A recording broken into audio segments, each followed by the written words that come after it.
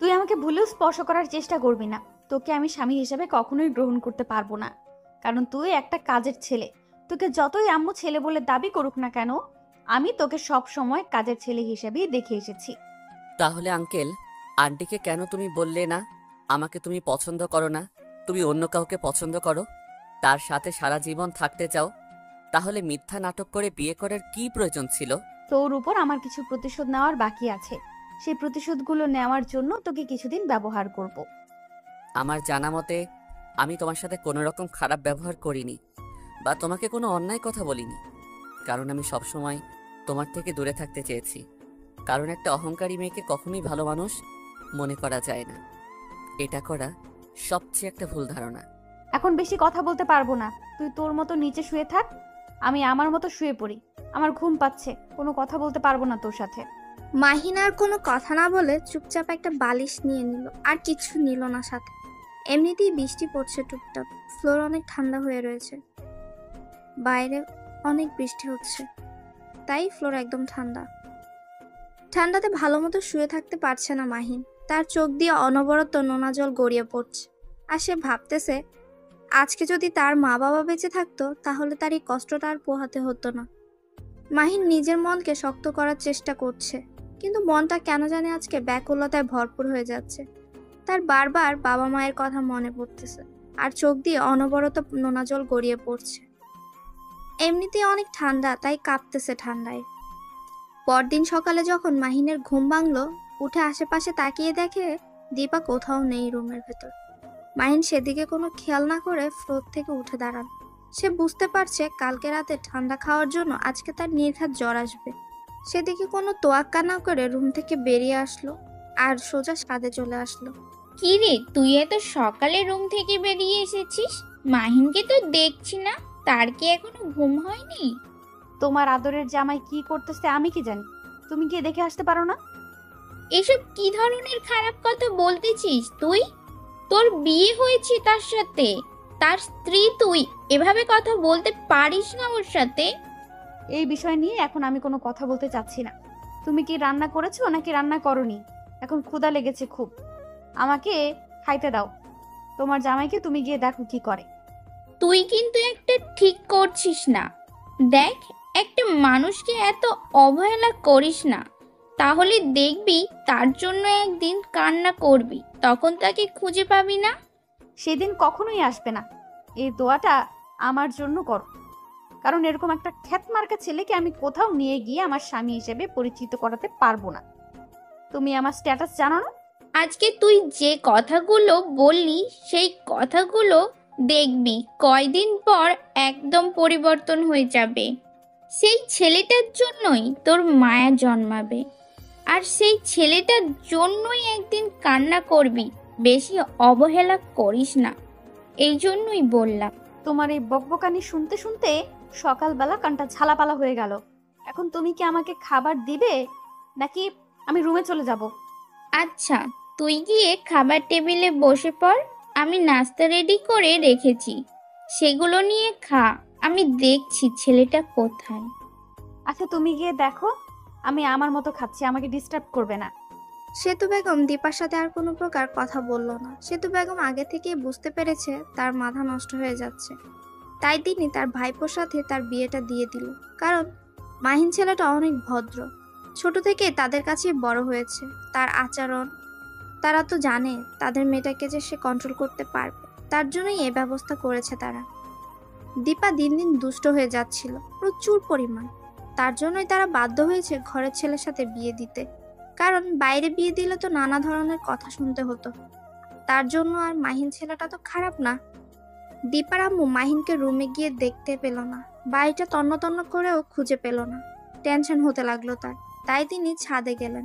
ছাদে গিয়ে দেখে ছাদের এক সাইডে মাহিন চুপচাপ আকাশের দিকে চেয়ে দাঁড়িয়ে আছে। কি বাবা, এখানে দাঁড়িয়ে কি করছো? সকালের নাস্তা করবে না? তোমার তো সারা বাড়ি খুঁজে কোথাও পেলাম না, তুমি এখানে এসে দাঁড়িয়ে আছো। মাহিন দাঁড়িয়েছিল, হঠাৎ তার ফুপির কণ্ঠ শুনতে পেয়ে পেছনে ফিরে তাকায়। দেখলো তার ফুপি তাকে সকালে নাস্তা করার জন্য ছাদে ডাকতে এসেছে। রুমের ভিতরে ভালো লাগতেছিল না, তাই ভাবলাম একটু ছাদে গিয়ে দাঁড়িয়ে থাকি। অনেক দিন থেকে তো আর ছাদে আসা হয় না, তার জন্য আসলাম। আচ্ছা, হয়েছে, এখন চলো সবাই মিলে নাস্তা করে গিয়ে। তারপর মাহিন আর কোনো কথা না বলে নিচে চলে আসলো। তার পিছু পিছু সেতু বেগমও নিচে চলে আসলো। এসে দেখে তার মেয়ে খাওয়া দাওয়া শেষ করে উঠে রুমের দিকে যাচ্ছে। মাহিন সেদিকে লক্ষ্য করেও করলো না, কারণ সে জানে এখানে কথা বলে তাকেই অপমানিত হতে হবে, তাই কোনো কথা বলল না। চুপচাপ মাহিন খাবার টেবিলে বসে খাবারগুলো শেষ করে রুমে চলে আসলো। রুমে এসে দেখে দীপা বিছানার উপর শুয়ে আছে। মাহিন কোনো কিছু না বলে টাওয়ালটা নিয়ে বাথরুমে চলে গেল। মাহিন বাথরুম থেকে বেরিয়ে এসে দেখে দীপা বিছানায় উঠে বসে পা দোলাচ্ছে। কি রে কুত্তার বাচ্চা, ভুলে গেছিস সকালবেলা যে আমার নাস্তা তোকে রুমে নিয়ে রাখতে বলেছিলাম? সেটা করিসনি? কিসের জন্য আমাকে নিচে যেতে হয়েছে? কিসের জন্য বল? আজব তো, কখন বললেন আপনি এটা? আমি তো শুনিনি। আর এটা কি ধরনের ভাষা ইউজ করতেছেন আপনি? তোর সাথে আবার আমাকে ভালো করে কথা বলতে হবে? সেটা আবার কখন থেকে শুনি? আমাদের বিয়ে হয়ে গিয়েছে, এখন আমাদের সম্পর্কের পরিবর্তন হবে, আর সবকিছুর একটা পরিবর্তন হয়। তোকে কালকে রাত্রে কি বলেছিলাম? তোকে তো আমি স্বামী হিসেবে মানি না, তাহলে তুই বিয়ে নামক এই মিথ্যা সম্পর্কটাকে কেন ধরে আছিস তুই বল? দেখেন, একটু নিজেকে সংযম করুন। এরকম বেশি উচ্ছৃঙ্খলা কিন্তু ভালো লক্ষণ না। তার বাচ্চা, তোকে কি আমাকে জ্ঞান দিতে বলেছি? তুই যেটা করতে বলেছিস সেটাই কর। বেশি কথা বলিস কেন রে? লাফতে খাইতে চাস? মাহিন আর কোনো কিছু বলার ভাষা খুঁজে পেল না। কি বলবে? মাহিন ভালো করে বুঝতে পারছে আর কোনো কিছু বলেও তার লাভ নেই। তাকে অযথা গালি শুনতে হবে, এমনকি মায়েরও খেতে হতে পারে। তাই চুপ হয়ে গেল। দীপা যেটা করতে বলেছে সেটাই করে দিচ্ছে মাহিন। দীপা একবার বলছে পা টিপে দিতে, তো একবার বলছে পানি এনে দিতে, আর একবার বলতেছে মাথায় তেল দিয়ে দিতে। মাহিন একদম হযবরল মধ্যে পড়ে গিয়েছে। কি করবে কি করবে না বুঝতে পারছে না। নিজের কষ্টটা বুকের ভেতর চেপে রেখে তার কাজগুলো করে দিচ্ছে সে। অনেক হয়েছে, এখন যা গিয়ে আমার জন্য কফি বানিয়ে নিয়ে আয় 5 মিনিটের ভেতরে। মাহিন কোনো কথা না বলে চুপচাপ সেখান থেকে তাড়াতাড়ি বেরিয়ে আসলো, আর চোখ থেকে 2-1 ফোঁটা পানি গড়িয়ে পড়লো। কি করবে সে বোঝে না। তাড়াতাড়ি রান্নাঘরে গিয়ে কফি বানিয়ে নিয়ে আসলো। ওর হাতে দিয়ে চুপচাপ অন্যদিকে তাকিয়ে নিচে বসে পড়লো। তোকে এখানে কি আমি বসে থাকতে বলেছি? ঘরটা পরিষ্কার করবে কে শুনি? তাড়াতাড়ি ঘরটা পরিষ্কার কর, আর সুন্দর করে সবকিছু পরিষ্কার করবি, আর সুন্দর করে সাজিয়ে রাখবি। আমি কালকে রাতে অনেক ঠান্ডা খেয়েছি, তাই একটু শরীর খারাপ করছে। পরে করি, যখন একটু আরাম পাবো তখন করে দেব। কাজের ছেলেদের আবার কিসের আরাম? তোর কি বিশ্রাম নিতে হয়? তোকে তো কাজ করে খেতে হবে। কাজ কর, না করলে তোকে ভাত দেবে কে? এখানে এখানে কি বসে বসে খাইতে এসেছিস তুই? মাহিনের মুখ একদম চুপ হয়ে গেল। কি বলবে বুঝতে পারছে না। আজকে এতিম বলে তাকে কত কথা শুনতে হচ্ছে, তাও আবার বিয়ে করা বউয়ের মুখ থেকে। ভাগ্যে লেখা ছিল তাকে? এটাই কি ভাগ্যে লেখা ছিল তার? কে জানে। মাহিন আস্তে আস্তে সবকিছু পরিষ্কার করতে লাগলো। মাহিনের গা প্রচুর গরম হয়ে যাচ্ছে, কালকে রাতে ঠান্ডা খেয়েছে তাই হয়তো। একসময় পরিষ্কার করতে করতে হাঁপিয়ে গিয়ে ফ্লোরে বসে পড়লো মাহিন। কিরে, সকালের কি খাওয়া দাওয়া কম করে খেয়েছিস নাকি এত তাড়াতাড়ি হাঁপিয়ে গেলি? একটা রুম ভালো মতো পরিষ্কার করতে পারিস না? বললাম তো, কালকে রাত্রে ঠান্ডা লাগার ফলে আজকে আমার মনে হয় জ্বর আসবে, তার জন্য কোনো কিছু ঠিক মতো করতে পারতেছি না। আর বাহানা দেখাতে হবে না, তুই আমার চোখের সামনে থেকে সরে যা, না হলে কিন্তু পিটানি খাবি। আমার কি দোষ ছিল? কালকে আপনি আমাকে রাত্রে ফ্লোরে শুয়ে থাকতে বলেছিলেন, যার ফলে ঠান্ডা খেয়েছি। এখন শরীরে তাপমাত্রা বেড়ে যাচ্ছে, জ্বর আসবে। হয়েছে, আর আমাকে দোষারোপ করতে হবে না। এখন তুই যা, গিয়ে কোথাও পড়ে থাক, আমার চোখের সামনে থেকে চলে যা। মাহিন চুপচাপ রুম থেকে বেরিয়ে পড়লো। তার জীবনে এরকম খারাপ দিন আসবে সে কখনো কল্পনাও করতে পারেনি। বিয়ের আগে তো ভালোই ছিল, কারণ বিয়ের আগে মাহিন কখনোই দীপার সামনে যেত না। এরকম কথা বলার জন্যই সবসময় দূরে থাকতো তার থেকে। এখন তো বিয়ে হয়ে গেছে, তাও আবার নতুন। এখন তো তাকে রেখে বাইরে গেলে আন্টি আবার কষ্ট পাবে। মাহিন কি করবে না করবে একদমই দুশ্চিন্তায় পড়ে যাচ্ছে। নিজের মনকে বারবার সান্ত্বনা দেওয়ার চেষ্টা করছে, কিন্তু নিজের মনটা অশান্ত হয়ে যাচ্ছে বারবারই। একটা মানুষের জন্য 2টা মানুষকে সে কষ্ট তো দিতে পারে না, তাই সে কোথাও যেতেও পারছে না। আর আঙ্কেল আন্টির জন্য শত কষ্ট বুকের ভেতর চেপে রেখে মাহিন রুমে প্রবেশ করে। ঘরের এক কোনায় গিয়ে বসে পড়ল। দীপা দেখেও না দেখার ভান করে ফোন টিপতেছে। যদি আপনাদের কাছে ভালো লাগে তাহলে পরবর্তী পর্ব দিব। মাহিনের গত রাতে ঠান্ডা লাগার ফলে এখন প্রচুর জ্বর এসেছে। ঘরে এক কোনায় বসে কাঁপছে সীমাহীন, কিন্তু দীপার সেদিকে কোনো খেয়ালই নেই। দীপা তার ইচ্ছে মতো ফোন টিপছে, এদিক সেদিক সে কোনো দিকেই তাকাচ্ছে না। ফোনে চ্যাটিং নিয়েই সে ব্যস্ত, কিন্তু এদিকে যে তার স্বামীর জ্বরে কাঁপছে সেদিকে তার কোনো খেয়ালই নেই। মাহিন নিজেকে যথেষ্ট সংযমে রাখার চেষ্টা করছে, নিজেকে কন্ট্রোল করতে চেষ্টা করতেছে, কিন্তু জ্বরের তাপমাত্রা এতই বেড়ে গিয়েছে যে সে নিজেকে কন্ট্রোল করতে না পেরে ফ্লোরে পড়ে গেল। মাহিন ফ্লোরে পড়ে যাওয়ার ফলে শব্দ হলো। তখন দীপা তাকিয়ে দেখে যে মাহিন নিচে ছটফট করতেছে। তখন দীপা ফোনটা রেখে উঠে মাহিনের কাছে চলে আসলো। কিরে, এখানে নাটক করতেছিস কিসের জন্য? তোকে না বলছি বাইরে যা, বাইরে গিয়ে যত নাটক আছে করতে থাক। আমার রুমে এত নাটক ভালো লাগে না বলে দিলাম। মাহিন জ্বরের জন্য কোনো কথা বলতে পারছে না। তার এখন সবকিছু কেমন যেন বিরক্ত লাগতেছে। চুপচাপ সেখানে শুয়ে কাঁপতেছে মাহিন। কিরে, কথা কানে যায় না? বলছি না রুম থেকে বের হয়ে যা। এখানেও শুয়ে আছিস কিসের জন্য? বলছি না রুম থেকে বের হয় এক্ষুনি। দীপার কথা শুনে মাহিন ওঠার চেষ্টা করছে, কিন্তু সে উঠতে পারছে না, বারবারই পড়ে যাচ্ছে। এটা দেখে দীপা ভাবতেছে মাহিন হয়তো নাটক করছে তার সাথে, তার মন গলানোর জন্য। কিন্তু মাহিন তো নাটক করছে না, তার তো সত্যিই অবস্থা খুবই করুণ। কিন্তু দীপা ভাবছে সে নাটক করছে। দীপার অহংকার, তার মনে হচ্ছে যে সে অসুস্থতার নাটক করছে। যখন মাহিন বারবার চেষ্টা করে উঠতে পারছে না, তখন মাহিনের আবার সেখানেই শুয়ে পড়ল আর চোখ দিয়ে পানি ছেড়ে দিল। আজকে মাহিনের খুব মনে পড়ে যাচ্ছে তার মা বাবার কথা। যদি আজকে তার আব্বু আম্মু বেঁচে থাকতো তাহলে তার এই করুণ অবস্থায় তার আম্মু কখনোই বসে থাকতে পারতো না, এখানে এসে তার সেবা করত। এখানে এতদিন থেকে সে আছে, কিন্তু কখনো তার আঙ্কেল আন্টি তাকে মা বাবার অভাব বুঝতে দেয়নি। কিন্তু আজকে বিয়ে হওয়ার পর সে হাড়ে হাড়ে বুঝতে পারছে মা বাবা মর্ম। দুই সাইডের কোমরে দুই হাত দিয়ে দাঁড়িয়ে আছে মাহিনের দিকে চোখ রাঙিয়ে। প্লিজ আমাকে মাফ করে দাও, আমি উঠতে পারতেছি না, অনেক চেষ্টা করতেছি, কিন্তু জ্বরের তাপমাত্রা অনেক বেশি। আমাকে যদি একটু পানি এনে দিতেন। কতবার বলবো তুই আমার সঙ্গে নাটক করবি না? তারপরও এভাবে নাটক করিস কিসের জন্য? বাইরে গিয়ে পানি খা যা। দীপার কথা শুনে মাহিনের আর কোনো কথা বলার ভাষা নেই। কি বলবে তাকে? সে দেখতে পাচ্ছে যে একটা মানুষ রোগে আক্রান্ত হয়ে কান্না করতেছে, তাকে একটু সাহায্য করার বদলে এমন তিরস্কার করছে। মেয়েটা যদি অন্য বা অপরিচিত কেউ হতো তাহলে হয়তো কষ্টটা লাগতো না। আসলে প্রিয় মানুষগুলোর কষ্টগুলো তীরের মতো আঘাত করে বুকের ভেতর। মাহিন কখনো কল্পনা করতে পারেনি যে তার এই অবস্থা হবে। সামান্য একটু জ্বর হয়েছে আর তার সেবা করার মানুষ খুঁজে পাচ্ছে না সে।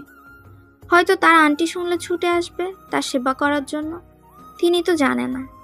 আর তার নিজের বই তাকে অবহেলা করছে, এটা তো মানুষের কাজ হতে পারে না, তাই না?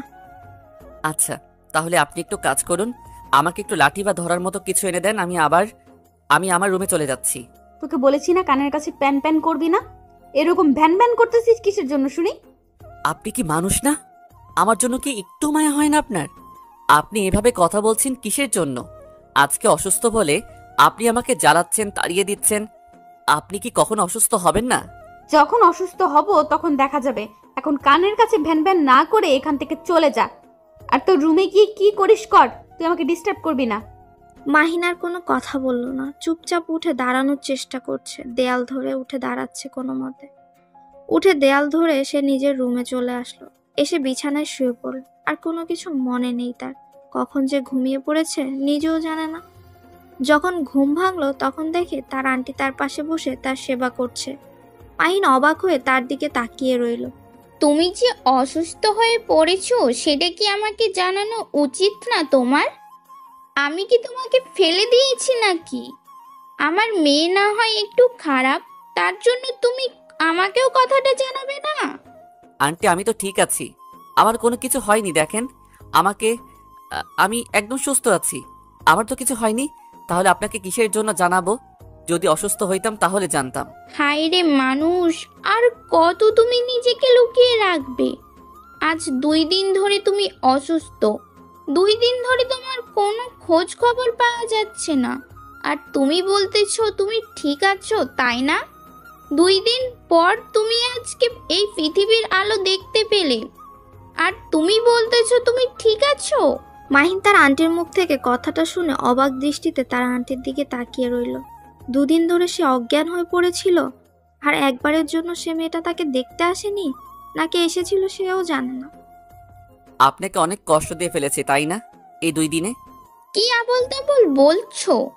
তোমাকে আমার ছেলের মতো দেখি আমি, আর তুমি অসুস্থ হওয়ার পরেও তোমার সেবা করব না আমি?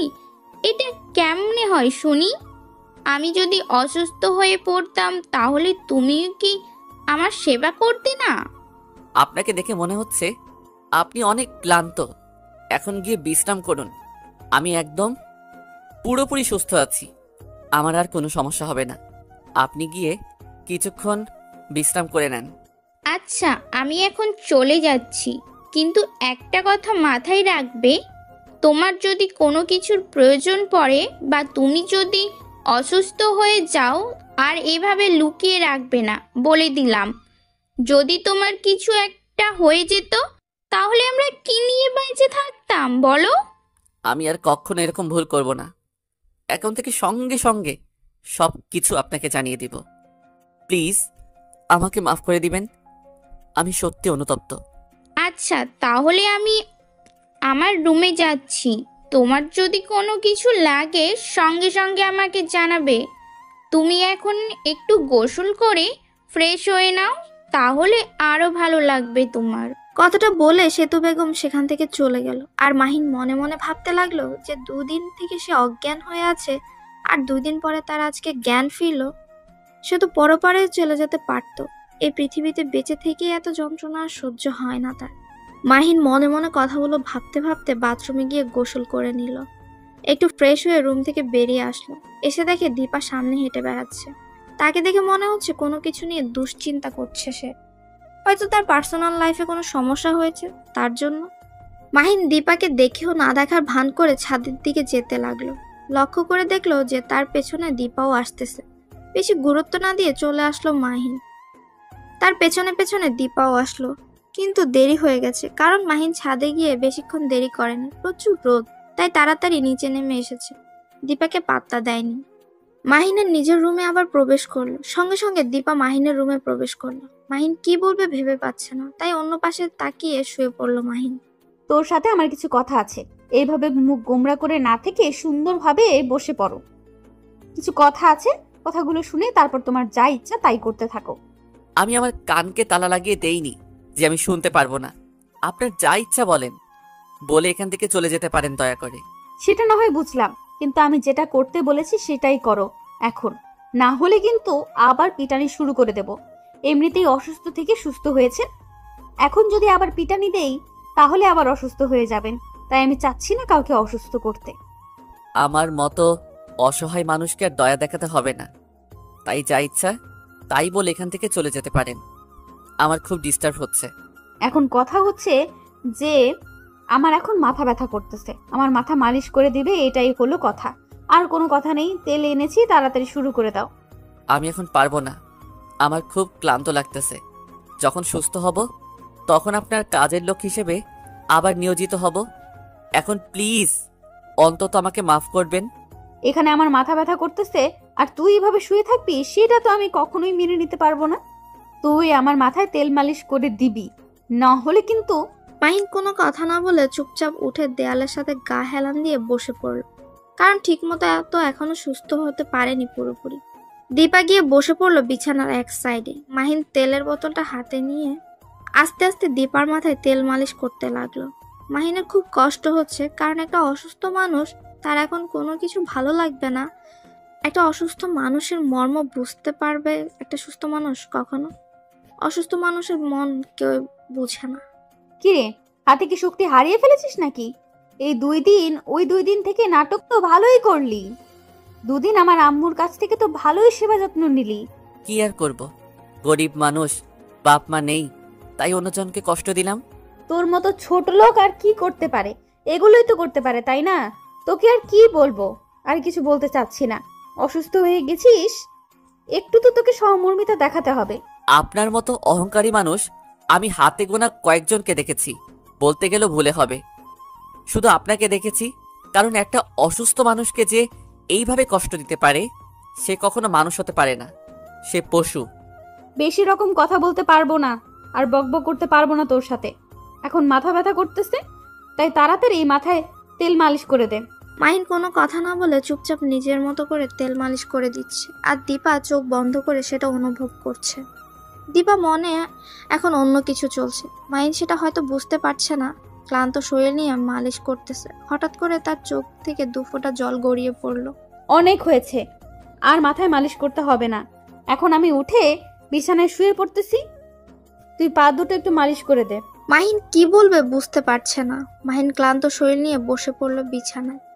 দীপা তার পাশ দিয়ে শুয়ে পড়ল। দীপার ইচ্ছে করছে তাকে জড়িয়ে ধরে নিজের মনের কষ্টগুলো শেয়ার করতে, কিন্তু সে তো তার ভালোবাসাটা বুঝে না। মাহিন শুয়ে পড়েছে দেখে দীপা আর কিছু বলল না। এখন দীপার একটু খারাপ লাগতেছে। একটা অসুস্থ মানুষ এখনো ঠিকমতো সুস্থ হয়নি, তাকে দিয়ে তো কাজ করা ঠিক হবে না। তার জন্য দীপা মাহিনের সাইডে শুয়ে পড়ল, উঠে গেল না আর। এটা আমি কি ধরনের ব্যবহার করতেছি তার সাথে?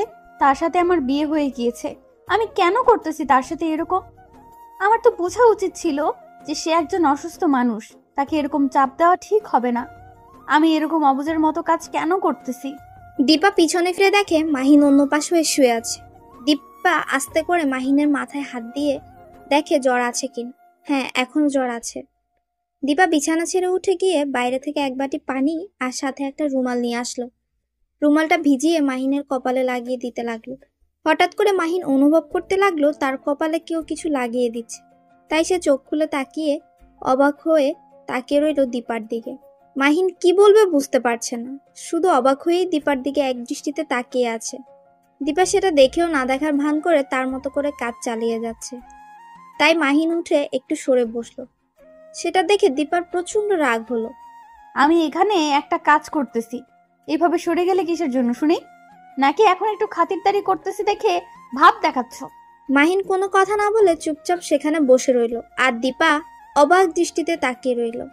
মনে মনে ভাবতে লাগলো, এটা কি সে স্বপ্ন দেখছে নাকি বাস্তব? দীপার হঠাৎ এত পরিবর্তন ভেবে পাচ্ছে না মাহিন। কি করবে না করবে, নাকি অন্য কোনো প্ল্যানিং আছে দীপার, যেটা মাহিন ভেবে পাচ্ছে না? কি হলো?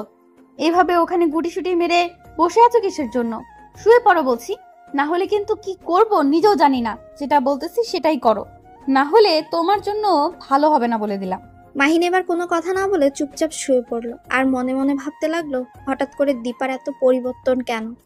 কিসের জন্য? সে কি কোনো প্ল্যান করতেছে, নাকি তাকে এই বাসা থেকে তাড়িয়ে দেওয়ার জন্য? মাহিনকে তাড়াতাড়ি সুস্থ করে বাসা থেকে তাড়িয়ে দিবে নাকি? বুঝছে না মাহিন। আচ্ছা, আমার এখন অনেক ঠান্ডা লাগতেছে, তাই আর পানি দিতে হবে না আমার কপালে, মানে ভিজা রুমালটা আর আমার কপালে দিতে হবে না।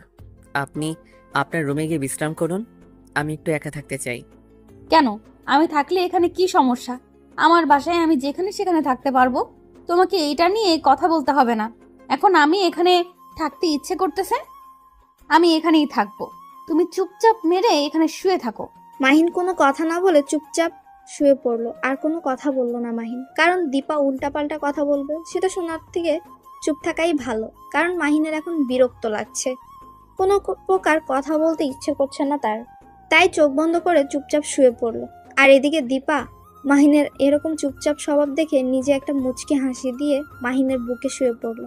মাহিন উঠে পড়লো। আমি এখানে শুয়ে পড়েছি, তোমার ওঠার সাহস হলো কিভাবে আমাকে ডিস্টার্ব করার? আমার খুব বিরক্ত লাগতেছে, এখন শুয়ে পড়ো। আপনি এসব কি করতেছেন বুঝতেছি না তো। আপনার মতলবটা কি আমাকে একটু বলবেন, নাকি এই বাসা থেকে আমাকে তাড়িয়ে দেওয়ার জন্য নানা ধরনের ফোন দিয়ে আসতেছেন? আমাকে বললে আমি চলে যাব, কিন্তু আমাকে কোনো প্রকার কলঙ্ক দেবেন না প্লিজ।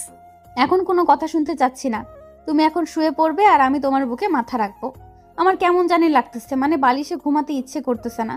তাই ভাবলাম যে একজন মানুষের উপর শুয়ে থাকলে দেখি কেমন হয়, তার জন্য আর কি তোমাকে দিয়ে পরীক্ষা করতেছি। এখন শুয়ে থাকো। মাহিন কোনোভাবেই দীপার এই পরিবর্তন মেনে নিতে পারছে না। মাহিন শুধু ভাবছে হঠাৎ করে কি হয়ে গেল যে এত পরিবর্তন হলো, কিভাবে? মাহিনের মনে সন্দেহ শুধু উকিয়ে দিচ্ছে। মাহিন কি করবে না করবে বুঝতে পারছে না, শুধু চুপচাপ শুয়ে পড়লো। এখন যদি মাহিন শুয়ে না পড়ে তাহলে দীপা নানা ধরনের প্রশ্ন শুরু করবে, নানা ধরনের কথা বলবে, আর তখন মাহিনের মাথা ব্যথা আরো বেড়ে যাবে। তাই মাহিন চুপচাপ শুয়ে পড়ল। আর দীপা মাহিনের বুকের উপর মাথা দিয়ে শুয়ে পড়ল। মাহিন শুধু টেনশন করছে দীপা নতুন প্ল্যানিং করে তাকে কোনো কষ্ট দিবে না তো। দীপা মাহিনের বুকের উপর শুয়ে পড়ে একদম স্থির থাকছে না, বরং মাহিনের একবার হাত নাড়াচাড়া করছে তো একবার মাহিনের চুল ধরে টানছে। মাহিনের বিরক্ত লাগছে খুব, কিন্তু কিছু বলতেও পারছে না, কারণ সে যে অসহায় আজকে। আপনাকে আমি কিছু কথা বলতে চাই, আপনি প্লিজ মন খারাপ করবেন না, কারণ কথাগুলো বলা খুব জরুরি। এখানে মন খারাপ করার কি আছে বলো, সমস্যা নাই। আমি শুনতে চাই তোমার যত কথা আছে, আজকে আমি শুনবো। তোমার যত মনের ভিতর কথা আছে তুমি বলতে থাকো, আমি শুনতেছি। তোমার হঠাৎ করে এতটা পরিবর্তন আমি কেন জানি মেনে নিতে পারতেছি না। আমার মনে হচ্ছে তুমি নিশ্চয়ই কোনো প্ল্যানিং করতেছো আমাকে এখান থেকে তাড়িয়ে দেওয়ার জন্য। সত্যি করে বলো না প্লিজ, আসলে তোমার এতটা পরিবর্তন হওয়ার কারণ কি? কারণটা আমি নিজেও জানি না। একবার ভেবে দেখলাম যে যেহেতু বিয়ে করেছি আর আমি মেয়ে মানুষ হিসেবে তো একটু নিজেকে কন্ট্রোল করে রাখতে হবে। এত উচ্ছৃঙ্খল হলে আসলেই ভবিষ্যৎ খারাপ হবে।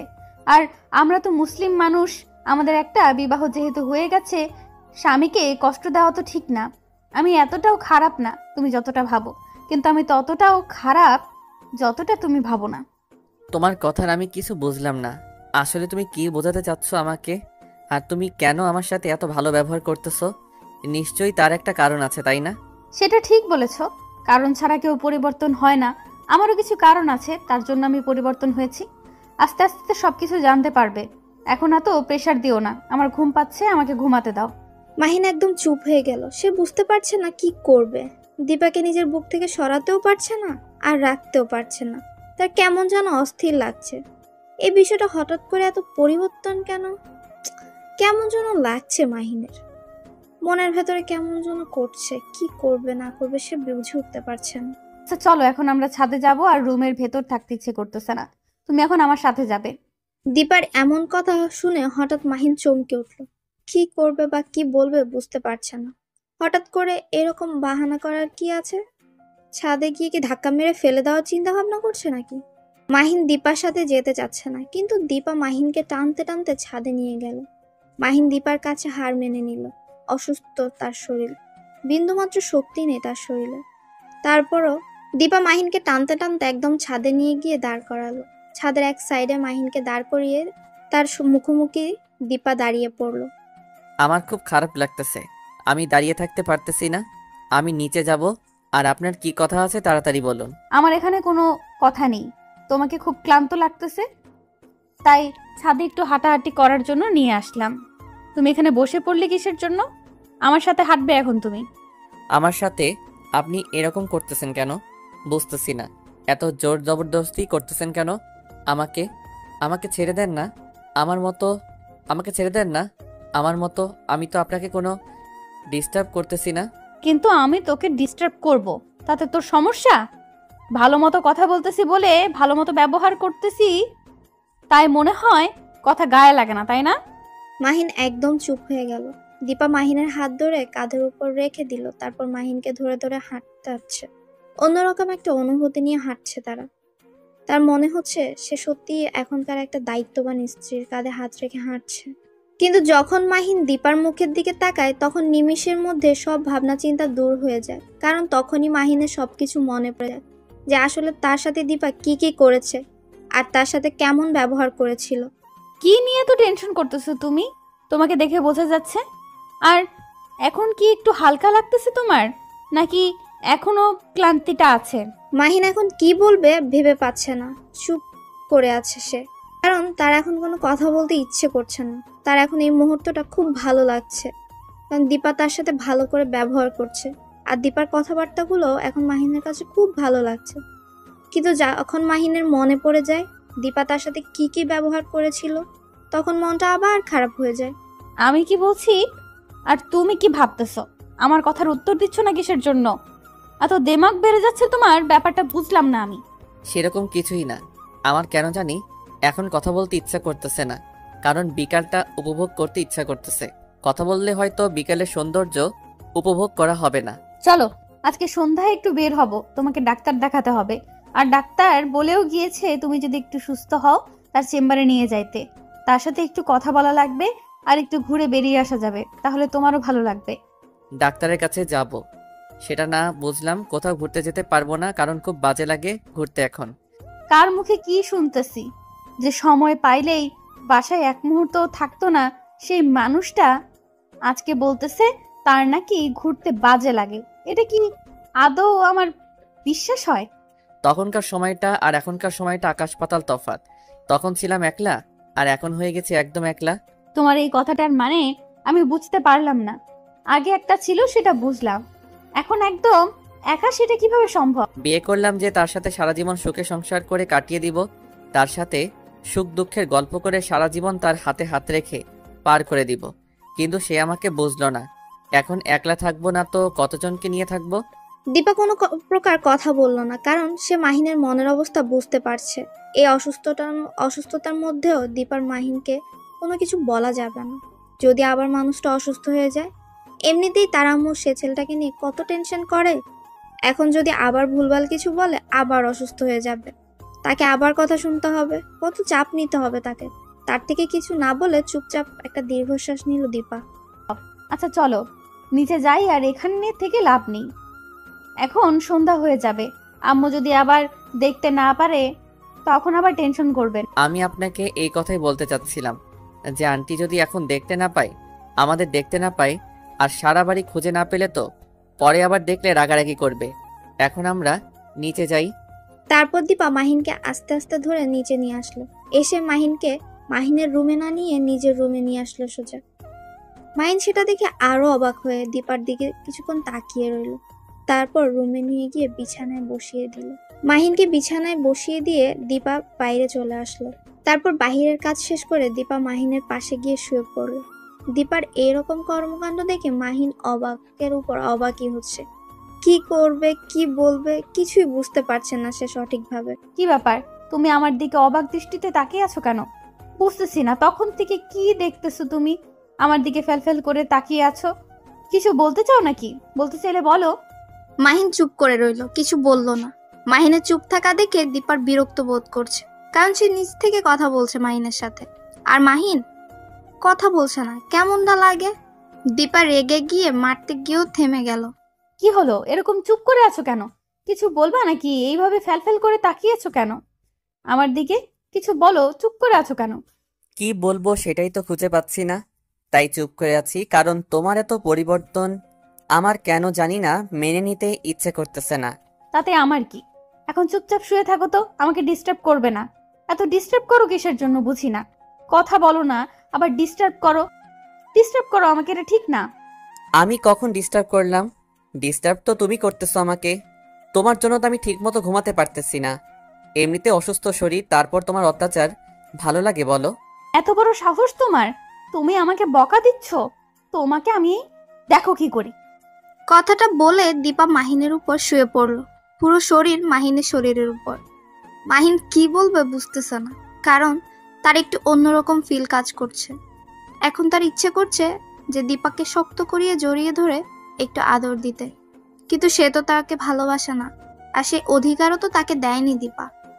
দীপা বুঝতে পারছে যে মাহিন তার উপর দুর্বল হয়ে যাচ্ছে, তাই দীপা ইচ্ছাকৃতভাবে মাহিনকে আরো শক্ত করে জড়িয়ে ধরলো, যাতে করে দীপাকে মাহিন একটু আদর করে দেয়। কিন্তু মাহিন ভয়ে দীপাকে স্পর্শ পর্যন্ত করছে না। দীপা কখন কি বলে আর কখন কি করে বসে তা বুঝতে পারে না মাহিন, তার জন্যই চুপচাপ শুয়ে আছে রোবটের মতো। দীপার খুব খারাপ লাগতেছে, কিন্তু কিচ্ছু বলতেছে না, শুধু দেখতেছে মাহিন কতক্ষণ নিজেকে কন্ট্রোল রাখতে পারে। দীপা ইচ্ছাকৃতভাবে মাহিনের সাথে একটু দুষ্টুমি করা শুরু করে দিল। মাহিনের গলায় নিজের ঠোঁট দুটো বসিয়ে দিল। মাহিন কি করবে না করবে বুঝতে পারছে না, কারণ তার কেমন যেন একটা ফিলিংস কাজ করতেছে, সেই ফিলিংসটা যে আগে কখনো অনুভব করেনি। আজকে কেন যেন দীপার নিঃশ্বাসটা তার হৃদয়ের স্পন্দনকে বাড়িয়ে দিচ্ছে। দীপা বুঝতে পারছে মাহিন দুর্বল হয়ে যাচ্ছে তার উপর, তাই মাহিনকে আরো দুর্বল করতে দীপা মাহিনের ঠোঁটে তার ঠোঁট দুটো বসিয়ে দিল। মাহিনের খুব অস্থির লাগছে, কি করবে বুঝতে পারছে না সে। কোনোভাবেই দীপাকে তার উপর থেকে সরাতে পারছে না। দীপাকে সরাতে গেলে দীপা মাহিনকে আরো শক্ত করে আঁকড়ে ধরছে। প্লিজ আমাকে ছেড়ে দেন। আপনি এসব কি করতেছেন? আমার খুব বাজে লাগতেছে, আপনি আমাকে ছেড়ে দেন। কি বলেছিলাম মনে নাই? আমার যা ইচ্ছা তাই করব, তুমি কোনো কথা বলতে পারবে না। চুপচাপ শুধু সহ্য করতে হবে তোমাকে। তার জন্য আপনি আমাকে এইভাবে অত্যাচার করবেন, এটা কিন্তু ঠিক না। আজকে অসুস্থ বলে আপনি আমাকে যা তা করতেছেন, তাই না? আর আপনি করে বলতেছো কিসের জন্য? এখন থেকে তুমি করে বলবে, আর আমাকে তুমি আদর করে দিবে এখন। কথাটা বলে দীপা মাহিনকে আরো শক্ত করে জড়িয়ে ধরলো। মাহিন নিজেকে কন্ট্রোল রাখতে পারছেন, মাহিন কি করবে বুঝতে পারছেন। দীপাকে সরিয়ে দিতে ইচ্ছেও করছেন, কারণ মাহিন একটা ছেলে, রোবট তো আর না। মাহিনেরও খুব ইচ্ছে করছে দীপাকে একটু আদর করে দিতে, কিন্তু দীপা যে পরে কি বলবে সেটা ভেবে ভয়ে শেষ। মাহিন কি করবে বুঝতে পারছেন, নিজেকে কন্ট্রোল রাখতেও পারছে না। এখন কি করবে সে কিছুই বুঝতেছে না। আমার ভালো লাগতেছে না, আমাকে ছেড়ে দেন প্লিজ। আমি ওসব করতে পারবো না। কে বলেছে ভালো লাগে না? আমার যেটা ভালো লাগে আমি সেটা করব। সেটা তো তোমাকে আগেই বলে রাখছি, এখানে বাহানা করার কি আছে?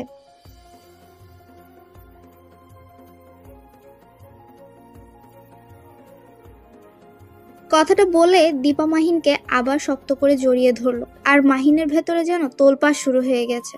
সে তো একটা মানুষ, রোবট তো আর না, তাই তার ভেতরেও ফিলিংসটা কাজ করতেছে। হঠাৎ করে মাহিনও দীপাকে শক্ত করিয়ে জড়িয়ে ধরলো, আর দীপার ঠোঁটে নিজের ঠোঁট দুটো বসিয়ে দিল। দীপা এক মুহূর্তের জন্য অন্যরকম একটা স্বাদ পেল। দীপা ও মাহিনকে কিস করতে লাগলো। দুজনেই ধীরে ধীরে ভালোবাসার সাগরে তলিয়ে গেল। তাদের মিলন হয়ে গেল, কিন্তু এর পরবর্তী রিয়েকশনটা কি হতে পারে কে জানে।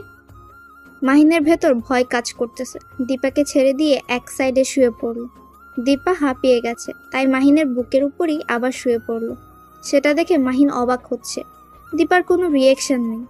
এভাবে শুয়ে থাকলে তো আর হবে না, চলো এখন গোসল করতে যাব। আমাকে কোলে করে নিয়ে যাবে? তুমি অসুস্থ হয়েছে তো কি হয়েছে, এখন আমি অসুস্থ, আমাকে কোলে করে নিয়ে যাবে? আমি এটা জানি। এসব কি বলতেছো তুমি? আমি বুঝতেছি না তো। তোমাকে কোলে করে নিয়ে বাথরুমে যেতে হবে, এটা কি ধরনের কথা? তুমি কি পায়ে হাঁটতে পারো না? পায়ে হাঁটতে পারি না এখন, পায়ে হাঁটতে পারবো না, কারণ এখন ব্যথা লাগতেছে, তার কারণে হাঁটতে পারবো না। তুমি ব্যথা দিয়েছো, এখন তুমি আমাকে কোলে করে নিয়ে যাবে আর কোলে করে আনবে, ঝামেলা শেষ। দেখো আমি এখনো পুরোপুরি সুস্থ না, তাই তোমাকে কোলে করে নিয়ে গিয়ে যদি আবার ফেলে দেই তখন তো আবার কোমর ভেঙে গেলে আমাকে যত যন্ত্রণা সহ্য করতে হবে। তার থেকে তুমি হেঁটে যাও, সেটাই বেটার হবে। আবার তুমি আমার সাথে তর্ক করতেছো? এবার কিন্তু আম্মুকে বিচার দিব যে তুমি আমাকে ব্যথা দিয়েছো। এখন আমি যেটা করতে বলছি সেটা করবে কিনা। আচ্ছা, বিচার দিতে হবে না, চলো আমি তোমাকে নিয়ে যাচ্ছি। কথাটা বলে মাহিন দীপাকে কোলে তুলে নিল বিছানা থেকে। তারপর দুজনে বাথরুমে চলে আসলো। বাথরুমে চলে এসেছে ঠিকই, কিন্তু কোনো কিছুই সাথে নিয়ে আসেনি দুজনের মধ্যে একজন। গোসল শেষে বের হবে কিভাবে তারা? দুজনে বাথরুমে বন্ধ হয়ে গেল। শেষ পর্যন্ত কোনো উপায় না পেয়ে মাহিন নিজেই বেরিয়ে আসলো ভেজা শরীরে। তারপর রুম থেকে কাপড় নিয়ে আবার বাথরুমে গেল। গিয়ে দেখে দীপার অবস্থা খুবই খারাপ। মাহিন চোখ বন্ধ করে নিল। দীপা সেটা দেখে হাসলো, আর মাহিনের কাছে এসে মাহিনকে জড়িয়ে ধরল। কি করতেছো? এটা কি ধরনের অসভ্যতামি? সব সময় খোলা ভালো লাগে নাকি? তুমি আমাকে বকা দিচ্ছ তাই না? এখন যদি উড়াধুরা পিটানি দিতে শুরু করি তখন কেমন লাগবে শুনি? চুপচাপ যেটা করতেছি করতে দাও। মাহিন ভেজা বেড়ালার মতো চুপ হয়ে গেল, আর কোনো কথা বলার সাহসও পেল না। চুপচাপ সেখানেই দাঁড়িয়ে রইল রোবটের মতো।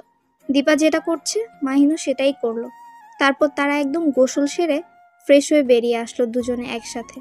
সন্ধ্যার সময় তাদেরকে ডাক্তারের ওখানে যাওয়ার কথা ছিল, তার জন্যই দুজন প্রস্তুতি নিল। আর তার জন্য মায়ের কাছ থেকে পারমিশনও নিতে হবে। দুজনে একসাথেই দীপার আম্মুর কাছে গেল। দীপার আম্মু তখন রান্নাঘরে রান্না করছিল। তারা দুজনেই দীপার আম্মুকে বলে বাসা থেকে বেরিয়ে পড়ল। উদ্দেশ্য এখন ডাক্তারের কাছে যাবে তারা। যাই হোক, তাহলে আমার মেয়েটার আক্কেল জ্ঞান হচ্ছে, তাকে আর কোনো কিছু বোঝাতে হবে না। তাদের দেখে মনে হচ্ছে তারা দুজনে অনেক খুশি, হয়তো তাদের মাঝে সব কিছুর পরিবর্তন হচ্ছে। দিন দিন তারা আরও ঘনিষ্ঠ হতে থাকবে। আমার মেয়েটা ভালো হয়ে যাবে একদিন, সব কিছু আগের মতো চলতে থাকবে। কথাটা মনে মনে চিন্তা করে সেতু বেগম আবার রান্নায় মনোযোগ দিলেন। আরো বেশি করে এখন রান্নাটা করতে হবে। অন্যান্য দিনের তুলনায় কিছু আইটেম আজকে নিচে আরো বেশি করে তৈরি করলো আজকে এই খুশিতে। আর এদিকে দীপা আর মাহিন গাড়িতে ডাক্তারের সাথে কথা বলা শেষ করে ডাক্তার চেম্বার থেকে বের হয়ে দুজনের রাস্তা দিয়ে হাঁটতেছে। সন্ধ্যার সময় রাস্তার দুই সাইডে ল্যাম্পপোস্টের আলোয় দুজনে হাত ধরে হাঁটতেছে। তাদের মুখ থেকে কোনো কথা বেরোচ্ছে না, দুজনেই শুধু নিজেদেরকে অনুভব করছে একে অপরের ভালোবাসা। এখন কোথায় যাব? এখন তো বাসায় যেতে ইচ্ছে করতেছে না। চলো না ওই পুকুর পাড়ে কিছুক্ষণ বসে গল্প করি, তারপর বাসায় যাব। আমার কেন জানি খুব খারাপ লাগতেছে। আজকে না কালকে সকালে আসবো, সারাদিন ঘুরবো। আজকে চলো, আমার খুব ক্লান্ত লাগতেছে। আজকে বাসায় যাই, আন্টির সাথে কথা বলি। আচ্ছা তাহলে চলো, আম্মুকে গিয়ে সবকিছু জানাতে হবে, না হলে আমার টেনশন করবে। এমনিতেই 2 দিন ধরে আম্মুর কিছু মুখে নেয়নি। কি বলতেছো আন্টি? 2 দিন ধরে কিছু খাইনি কেন? কিসের জন্য? আমি তো ঠিক ছিলাম, তাই না? তুমি ঠিক ছিলে নাকি কি ছিলে সেটা আমরা জানি। তুমি তো অসুস্থ ছিলে, তাই কিছুই জানো না। আমি বুঝতে পেরেছি তোমার অবস্থাটা কি করুণ ছিল, আর তোমার কি একটা অবস্থা হয়েছিল সেটা আর না বলি। থেমে গেলে কিসের জন্য বলো? আমার কি হয়েছিল? আমার কি কোনো বড় ধরনের সমস্যা দেখা দিয়েছিল নাকি এই 2 দিনের ভিতর? না, সেরকম কোনো কিছুই নেই।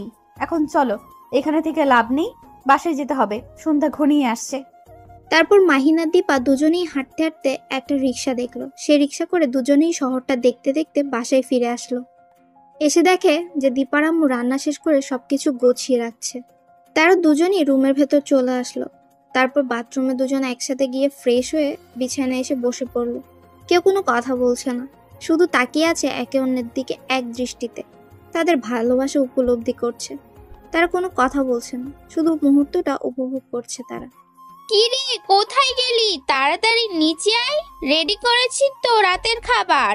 আর কতক্ষণ অপেক্ষা করব? অনেকক্ষণ ধরে তো তোদের জন্য অপেক্ষা করতেছি। তাড়াতাড়ি নিচে আয়। এই তো যাচ্ছি, তুমি আর একটু ওয়েট করো, আমরা যাচ্ছি।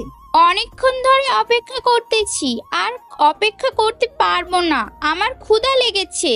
তোরাও তাড়াতাড়ি নিচে আয়, একসাথে সবাই মজা করে খাবার খাবো।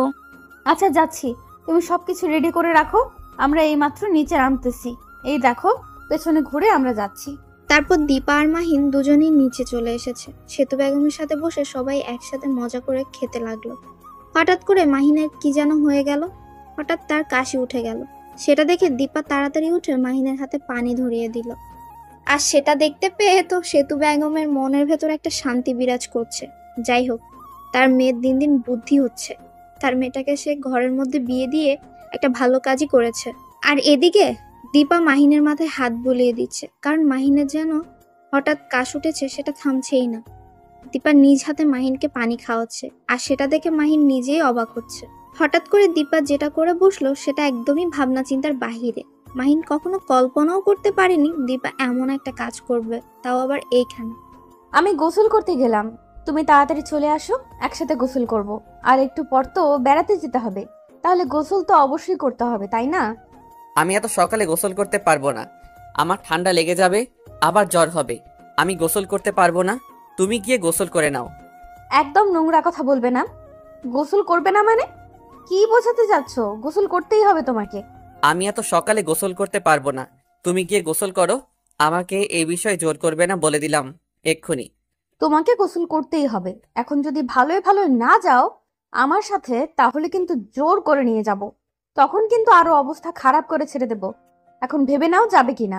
বললাম তো যেতে পারবো না, তুমি যাও, গিয়ে গোসল করে নাও তাড়াতাড়ি। তোমার রেডি হতে অনেক সময় লাগে, কারণ মেয়ে মানুষদের সব সময় একটু দেরি হয়। মুখ সামলে কথা বলো, না হলে কিন্তু ভালো হবে না। মেয়ে মানুষদের বের হতে দেরি হয় মানে কি? কি বোঝাতে চাচ্ছ? আমি সব মেয়েদের মতো নাকি? আচ্ছা হয়েছে, ভুল করেছি কথাটা বলে। এখন যাও, গিয়ে তাড়াতাড়ি গোসলটা করে নাও, কারণ আমি তাড়াতাড়ি রেডি হয়ে নেই। তোমার লজ্জা করে না? তুমি গোসল না করে থাকতে চাও? তোমার কি শরম বলতে কিচ্ছু নেই? তুমি কাল থেকে আমার সাথে কি কি করছো, আর এখন বলতেছো গোসল করবে না? আমি কখন কি করলাম? হুদাই কি বলতেছো? আমি তো কিছু করিনি, আমি তো কিছু জানি না। আমি কি করছি যে আমাকে এখন গোসল করতে হবে? আমি তো কোনো কিছু করিনি। দেখো, বেশি কথা বলতে পারবো না, বেশি রকম ন্যাকামি ভালো লাগতেছে না। এখন সকাল সকাল তাড়াতাড়ি চলে আসো আমার সাথে, না হলে কিন্তু গণপিটানি খাইতে পারো এখানেই। মাহিন যেই অন্য কথা বলতে যাবে তখনই দীপা আগে গিয়ে মাহিনের মুখে হাত দিয়ে চেপে ধরলো, আর এক হাত দিয়ে তার শার্টের কলার ধরে টানতে টানতে বাথরুমে নিয়ে আসলো। কারণ এত কথা তার আর ভালো লাগছে না। তারা এখন ঘুরতে যাবে, আর এখানে এত কথা বললে তো মুড নষ্ট হয়ে যাবে। তার জন্য দীপা মাহিনকে জোরপূর্বক বাথরুমে নিয়ে গেল। এটা কি করতেছো তুমি আমার সাথে? আমি বুঝতেছি না তুমি আমাকে এভাবে জোর করতেছো কিসের জন্য? বললাম না তুমি গোসল করে নাও, আমার ঠান্ডা লাগবে, আমি বেরিয়ে যাচ্ছি। তুমি গোসল করে তাড়াতাড়ি রেডি হয়ে নাও। একদম চুপ, কোনো কথা বলবে না। তাহলে তো এখানে এই পিটানে দেওয়া শুরু করে দিব। এমনিতেই মাথা খারাপ আছে, সকালে উঠে যেটা শুরু করে দিয়েছে অন্য এক কাহিনী। আমি সেটার জন্য মোটেও প্রস্তুত ছিলাম না। আমি ভেবেছিলাম তুমি গোসল করার জন্য আমাকে বলবে, কিন্তু আমি তোমাকে গোসল করার জন্য বলতেছি। এটা কি ঠিক? আমি তো খারাপ কোনো কাজ করিনি যে এখন এত সকালে গোসল করতে হবে। আমি সকালে ঘুম থেকে উঠলাম, আমি একটু হাত মুখ ধুয়ে ফ্রেশ হয়ে তারপর তোমার সাথে ঘুরতে বেরোতে যাব। কিন্তু তুমি আমাকে জোর করতেছো কিসের জন্য? তোমার লজ্জা করে না এসব কথা বলতে? তুমি একজন বিবাহিত পুরুষ, তুমি সকালে গোসল না করলে কে করবে শুনি? আর তুমি কি এখনো একা আছো নাকি যে সকালে উঠে তোমাকে গোসল করতে হবে না, বা 2-3 দিন পর গোসল করলেও চলবে? লজ্জা করে না এসব কথা বলতে? মাহিন আর কোনো কিছু বলতে যাবে তখনই দীপা আবারও মাহিনের মুখে হাত দিয়ে চেপে ধরে শাওয়ার ছেড়ে দিল, আর শাওয়ার থেকে পানি পড়তে লাগলো। দীপা আর মাহিন দুজন একসাথেই ভিজতে লাগলো। মাহিন ছটফট করতে লাগলো সেখান থেকে সরে যাওয়ার জন্য, কিন্তু দীপা মাহিনকে জড়িয়ে ধরেছে। তার জন্য মাহিন নড়াচড়াও করতে পারছে না, তার মন কেমন জানে করছে। শাওয়ারের পানিতে দুজনেই কাক ভেজা হয়ে গেল, কিন্তু কেউ কারো দিক থেকে দৃষ্টি সরাচ্ছে না। দুজন দুজনের দিকে এক দৃষ্টিতে তাকিয়ে আছে, কেউ কোনো কথা বলছেও না। শাওয়ারের পানিগুলো তাদের গা বেয়ে পড়ে যাচ্ছে। কি হলো? আর কতক্ষণ এভাবে আমাকে এখানে ধরে রাখবে বলো তো? যখন ঠান্ডা লাগবে আবার শরীর খারাপ করবে, তখন কি হবে শুনি? তখন তো আরো কিছু করতে পারবে না আমার সাথে। এখন ভেবে দেখো, আমাকে ছেড়ে দিবে নাকি ধরে রাখবে? দীপা মাহিনের কথাটা শুনে মাহিনকে ছেড়ে দিল আর মাহিনকে বলল পরিষ্কার হয়ে নিতে। তারপর দীপা এক সাইডে গিয়ে দাঁড়িয়ে পড়লো, আর মাহিন মাহিনের মতো গোসল করছে। দীপা দীপার মতো, কেউ কারো দিকে তাকাচ্ছে না। দুজন কেমন যেন একটু লজ্জা লজ্জা ভাবে পড়ে গিয়েছে। মাহিন তাড়াতাড়ি গোসল শেষ করে পরিষ্কার হয়ে রুম থেকে বেরিয়ে পড়লো। দীপাকে বাথরুমে রেখেই দীপা মাহিনকে কোনো কিছু বলল না। তার কেমন যেন এখন লজ্জা লাগতেছে তার জন্য। মাহিন বেরিয়ে এসে রেডি হতে লাগলো। আয়নার কাছে দাঁড়িয়ে। তখন দেখে দীপা ভিজা শরীরে ভেতরে চলে এসেছে। মাহিন আয়নার দিকে এক দৃষ্টিতে তাকিয়ে রইল। এভাবে তাকিয়ে থাকতে হবে না, তাড়াতাড়ি বেরিয়ে গিয়ে দেখো আম্মু কি করতেছে। আমি একটু একা একা রেডি হব, তুমি বেরিয়ে যাও এখান থেকে। আমি এখানে থাকলে সমস্যা কি? আমি এখানে থাকবো, কোথাও যেতে পারবো না। কার কি সমস্যা সেটা দেখার সময় নেই আমার। দেখো, ভালো হবে না বলে দিচ্ছি, এরকম করবে না। তুমি এখান থেকে বেরিয়ে যাবে এখন সুন্দরভাবে। আমি বললাম তো আমি এখান থেকে বেরিয়ে যেতে পারবো না, তাতে কার কি সমস্যা সেটা দেখার আমার সময় নেই। তুমি আমার সাথে এরকম করতে পারো না, আমার লজ্জা লাগতেছে। তুমি এখন এখান থেকে বেরিয়ে যাও প্লিজ। তুমি যখন উল্টাপাল্টা কথাবার্তাগুলো বলো আর আমার সাথে যে কাজগুলো করো, তখন তোমার লজ্জা কোথায় যায় শুনি? তখন আমি নিজের কন্ট্রোলে থাকি না, তখন আমি শুধু একটাই চিন্তায় থাকি যে তোমার সাথে মিশে যাব, তার জন্য লজ্জা শরম কোথাও থাকে না। এখন লজ্জা লাগতেছে, এখন তুমি এখান থেকে বেরিয়ে যাবে। তুমি বললেই তো হবে না, তুমি বললেই তো আর আমি বেরিয়ে যাচ্ছি না। আমি এখানে থাকতে চাই। আজকে তোমার শাড়ি পরা দেখবো আর আমি শিখবো, পরে তোমাকে শাড়ি পরিয়ে দিব। প্লিজ এখন না, এখন তুমি এখান থেকে চলে যাও। অন্য এক সময় আমি রাতে আমাকে শাড়ি পরানো শিখাবো। আমি এক্ষুনি শিখবো। আমি এখন কোথাও যাচ্ছি না, এখন শিখতে চাই। আমি শিখবো না, এখন শিখবো। দীপা আর কোনো কিছু বলল না। সে জানে যে মাহিন ভালোই জেদ ধরেছে, তাই দীপা কোনো কিছু না বলে সেখানে শাড়ি পরতে লাগলো। মাহিনও এক দৃষ্টিতে তার নাভির দিকে তাকিয়ে রইল, কিছু বলবে সেটাও বলতে পারছে না। মাহিন ধীরে ধীরে দীপার কাছে চলে আসলো আর এসে শাড়ির আঁচলটা নিজের হাতে নিয়ে নিল। সেটা দেখে দীপা অবাক হয়ে মাহিনের দিকে তাকিয়ে রইল, কিন্তু মুখ দিয়ে কোনো কথা বলছে না। মাহিন আস্তে আস্তে শাড়িটা হাতে নিয়ে দীপাকে শাড়ি পরিয়ে দিতে লাগলো। যখন শাড়ির কুচি দিয়ে দীপার কোমরে গুজে দিতে যাবে, তখন দীপার নিঃশ্বাস একদম ভারী হয়ে আসলো। দীপা ঠিকমতো নিঃশ্বাসও নিতে পারছে না, এতটাই ভারী হয়ে যাচ্ছে। আর তার বুকের ভেতর হার্টবিট অনেক দ্রুত চলছে, মনে হচ্ছে কেউ হাতুড়ি দিয়ে তার হার্টবিটকে পিটাচ্ছে। যখন মাহিন তার হাত দিয়ে দীপার পেটে একটু স্পর্শ করেছে, দীপা এক মুহূর্তের জন্য নিঃশ্বাস নেওয়া বন্ধ করে দিয়েছে। তার মনে হচ্ছে যে পৃথিবীটা থমকে দাঁড়িয়েছে এখন। মাহিন হাত সরিয়ে আনার পরও দীপা রোবটের মতো স্থির হয়ে দাঁড়িয়ে আছে। সেটা দেখে মাহিন অবাক হয়ে তাকিয়ে রইল। কি হলো, তুমি এইভাবে দাঁড়িয়ে আছো কিসের জন্য? আমি তো তোমাকে ছেড়ে দিয়েছি, এখনো কি আমার স্পর্শ অনুভব করতেছো নাকি? দীপা কি বলবে না বলবে ভেবে পাচ্ছে না। দীপা একদম লজ্জায় পড়ে গেল। মাহিনের প্রশ্নের উত্তর কি দিবে সেটাই ভেবে পাচ্ছে না। তাই সেখান থেকে চুপচাপ সরে গিয়ে আয়নার সামনে দাঁড়িয়ে পড়ল আর নিজেকে দেখতে লাগলো তার স্বামী আজকে প্রথম তাকে শাড়ি পরিয়ে দিল। সেটা দেখতে কেমন লাগে আর তার স্বামী ঠিকমতো শাড়ি পরাতে পেরেছে কিনা সেটা পরীক্ষা করার জন্য। কি হলো, আমার প্রশ্নের উত্তর দিচ্ছ না যে? এইভাবে ওইখানে গিয়ে দাঁড়িয়ে পড়লে কিসের জন্য বলো? এখন প্লিজ যাও এখান থেকে। তুমি তো অনেক সুন্দর করে শাড়ি পরাতে পারো। কোথা থেকে শিখেছো এই শাড়ি পরানো? আমি তো কোথাও থেকে শিখিনি, তবে মুভিতে দেখেছিলাম তো, তাই একটু সেই হিসাবে তোমাকে পড়াতে চেষ্টা করলাম। কতটুকু ভালো হয়েছে জানি না। তার মানে তুমি মুভিতে যখন নায়িকাকে শাড়ি পরায় নায়ক, তুমি সেটা মনোযোগ দিয়ে তাকিয়ে থাকো নায়িকার পেটের দিকে, তাই তো? সেটা আবার আমি কখন বললাম? আমি তো এমনিতেই দেখতে দেখতে অভ্যাস হয়ে গেছে, তাই আর কি সেই অনুমান অনুযায়ী তোমাকে পড়িয়ে দিলাম। এর থেকে বেশি কিছু না। তুমি কি বলতেছো এসব? অনেক হয়েছে, এখন চলো বাইরে গিয়ে দেখি আম্মু কি করতেছে। হয়তো নাস্তা রেডি করতেছে, কিন্তু আমাদের ডাকতে পারতেছে না লজ্জার কারণে। কালকে যেটা করেছি। সেটা তো পুরোপুরি দোষ তোমার। তুমি হুদাই যেখানে সেখানে যে কাজগুলো করো, তোমার সাথে তো বের হওয়া মুশকিল। কোথায় কি করে বসো। আচ্ছা হয়েছে, এখন চলো বাইরে গিয়ে দেখি আম্মুর কি অবস্থা জানতে হবে। আমরা তো ছোট মানুষ, ভুল স্বীকার করলে আম্মু মেনে নিবে, সমস্যা নেই। তোমার কি লজ্জা করতেছে না এখন আম্মুর সামনে যাইতে? তুমি এত বেহায়া হয়ে যাচ্ছ কেন দিন দিন, বুঝতেছি না। আমি আবার কখন ঠিক ছিলাম? আমি তো সব সময় এরকমই ছিলাম, তাই না আম্মু? এসব দেখতে দেখতে অভ্যস্ত। তার মানে তুমি আরো অনেক ছেলেকে এইভাবে আদর করে দিয়েছো, এইটাই তো, তাই না? আম্মু এসব দেখতে দেখতে অভ্যস্ত। আমি এটা আবার কখন বললাম? আর আমি ভুলেও কোনো ছেলের কাছে যাইনি, আর ছেলেকে স্পর্শ করা তো দূরের কথা। অনেক জ্ঞান দিয়েছো, আর নিতে চাচ্ছি না। এখন তাড়াতাড়ি চলো বাইরে গিয়ে দেখি কি অবস্থা। তারপর দীপা আর মাহিন দুজনে বাইরে চলে আসলো। এসে দেখে টেবিলের উপর সবকিছু রেডি করা আছে, কিন্তু আন্টিকে কোথাও দেখা যাচ্ছে না। মাহিন ভালো করে বুঝতে পারলো আন্টি কেন উধাও এখান থেকে। দীপা মাহিনের দিকে তাকিয়ে রয়েছে, কি বলবে বুঝতে পারছে না। তার আম্মু তার এই কাজের জন্যই এখন তাদের সামনে আসতে লজ্জা পাচ্ছে। এখানে দাঁড়িয়ে আছে কিসের জন্য? এই নাও, আমাকে আবার কিস করো যেখানে সেখানে, দেখবে যে আন্টি তাহলে এখানে চলে আসবে। কোথায় একটা সমাধান খুঁজবে, তা না করে আমাকে নিয়ে মজা নেওয়া হচ্ছে, তাই না? আচ্ছা দেখতেছি কি করা যায়। এখানে তুমি চুপচাপ বসে থাকো, কোনো কথা বলবে না আমার সাথে এখন। কথাটা বলে মাহিন সেখান থেকে চলে গেল তার আন্টির রুমে গিয়ে দেখে তার আন্টি বিছানায় শুয়ে আছে আর কার সাথে যেন কথা বলছে ফোনে। তাই একটু গলা ঝাঁকি দিয়ে মাহিন ভেতরে প্রবেশ করলো। সেতু বেগম মাহিনকে দেখে ফোনটা রেখে উঠে বিছানার উপর বসে পড়লো আর মাহিনকে বিছানায় বসতে বলল তার কাছে। মাহিন লজ্জায় পড়ে গেল, কি বলবে ভেবে পাচ্ছে না। মাথা নিচু করে সেতু বেগমের পাশে বসে পড়লো মাহিন, কিন্তু মাহিন কি বলবে সেটাই ভেবে পাচ্ছে না, তাই চুপ করে রইল সে। আর তখনই দীপা সেই রুমে প্রবেশ করলো। মাহিন দীপার দিকে অবাক দৃষ্টিতে তাকিয়ে রইল।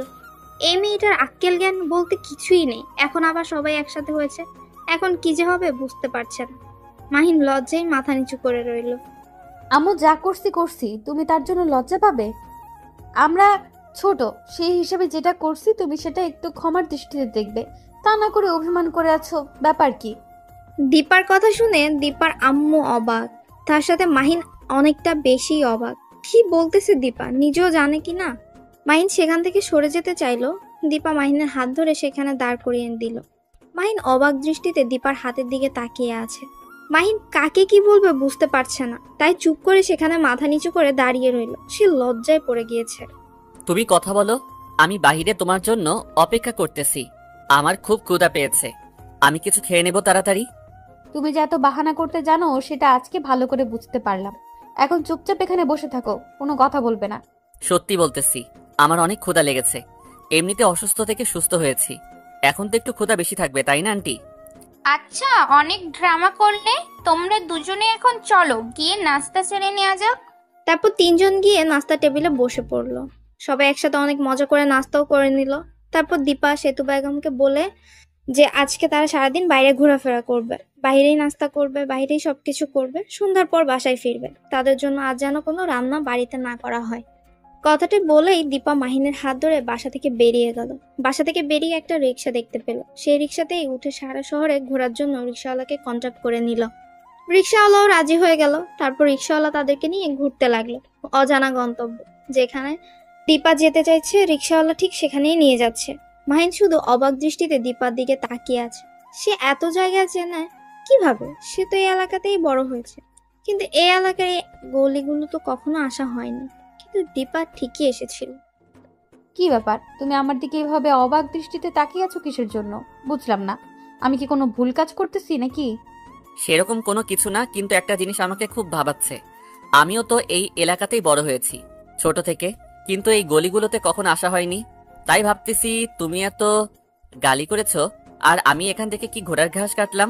দেখো, কথাটা কিন্তু যুক্তিযুক্ত, কারণ আমি অনেক জায়গায় ঘুরেছি আর তুমি তো অনেক জায়গায় ঘুরেছো। হিসেব করে দেখো, আমি বেশি ঘুরেছি। কি মজা! তোমার মতো তো আর আমি এই কাছাকাছি জায়গাগুলোকে ভোগ করিনি। আমি তো দূরে দূরে ঘুরতে গিয়েছিলাম। আমি কখনো তো আশেপাশের এলাকাগুলোতে ঘুরতে যাইনি। কথায় আছে না, যে দেশের কোনো কিছু উপভোগ না করেই বাইরের দেশে যাওয়া লেজেন্ডগুলো হলো আসল আবাল। তার মানে তুমি আমাকে আবাল বলে সম্বোধন করতেছো, তাই তো? এত বড় সাহস হলো কি করে তোমার? এখন কিন্তু এতটা অসুস্থ না যে তোমাকে কিছু বলতে পারবো না। তোমার সাহস দেখতেছি দিন দিন বেড়েই চলেছে। ভালো লাগলো তোমার এই স্বভাবটা। আমাকে না দেখিয়ে অন্যকে দেখালে হয়তো কাজে লাগবে। আমার কাছ থেকে অন্তত নিজের সাহসটা লুকিয়ে রাখার চেষ্টা করো। আমার রাগ উঠলে আমি মানুষ থাকি না, তখন তোমাকে কি বলবো, কি করব, নাকি পিটাবো হুঁশ থাকে না। এটা আমাদের বাড়ি না, আর আমরা এখন রাস্তায় আছি, আর একটা রিক্সাওয়ালা মামা আমাদের সাথে আছে। আর তুমি কি ব্যবহার করতেছো শুনি? অনেক হয়েছে, আর জ্ঞান নিতে চাচ্ছি না। মামা, আপনি একটা বিলের পাশে নামিয়ে দিন, আর আপনি আপনার ভাড়াটা নিয়ে চলে যান তো। আমরা এখন একটা নদীর ধারে যেতে যাচ্ছি। তারপর দীপা রিক্সাওয়ালা তাদেরকে নিয়ে একটা নদীর কাছে গিয়ে নামিয়ে দিল। রিক্সা ভাড়া নিয়ে সেখান থেকে চলেও গেল। আর দীপা নদীর কিনারা দিয়ে হেঁটে যাচ্ছে, সেটা দেখে মাহিন দীপাকে সেখান থেকে সরিয়ে নিল। মাহিনের ভয় করছে, যদি কি পড়ে যায় দীপা, তার জন্য। দীপা কিছু বলল না, চুপচাপ মাহিনের হাত ধরে নদীর পাড়ে হাঁটতে লাগলো। আর সে নদীর পাড়ের বাতাসগুলো, একদম মুক্ত খোলা বাতাসগুলো উপভোগ করতে লাগলো। দীপা নদীর ধারে একটুও থেমে থাকে না, সে এদিক ওদিক দৌড়াদৌড়ি করছে। সেটা দেখে মাহিন একটু অবাক হলো। সে ভাবতেছে দীপার আবার হঠাৎ কি হয়ে গেল যে ছোট বাচ্চাদের মতো স্বভাব করছে। কিছু বলতেছে না। মাহিন দীপাকে দীপার ইচ্ছে মতো ছেড়ে দিল। দীপা বেশ কিছুক্ষণ দৌড়াদৌড়ি করার পর একটা গাছের নিচে বসে পড়ল। মাহিন সেখানে গিয়ে তার পাশে বসে পড়ল। দীপা নিঃশ্বাস নিচ্ছে, মাহিনের কাঁধে নিজের মাথাটা রেখে।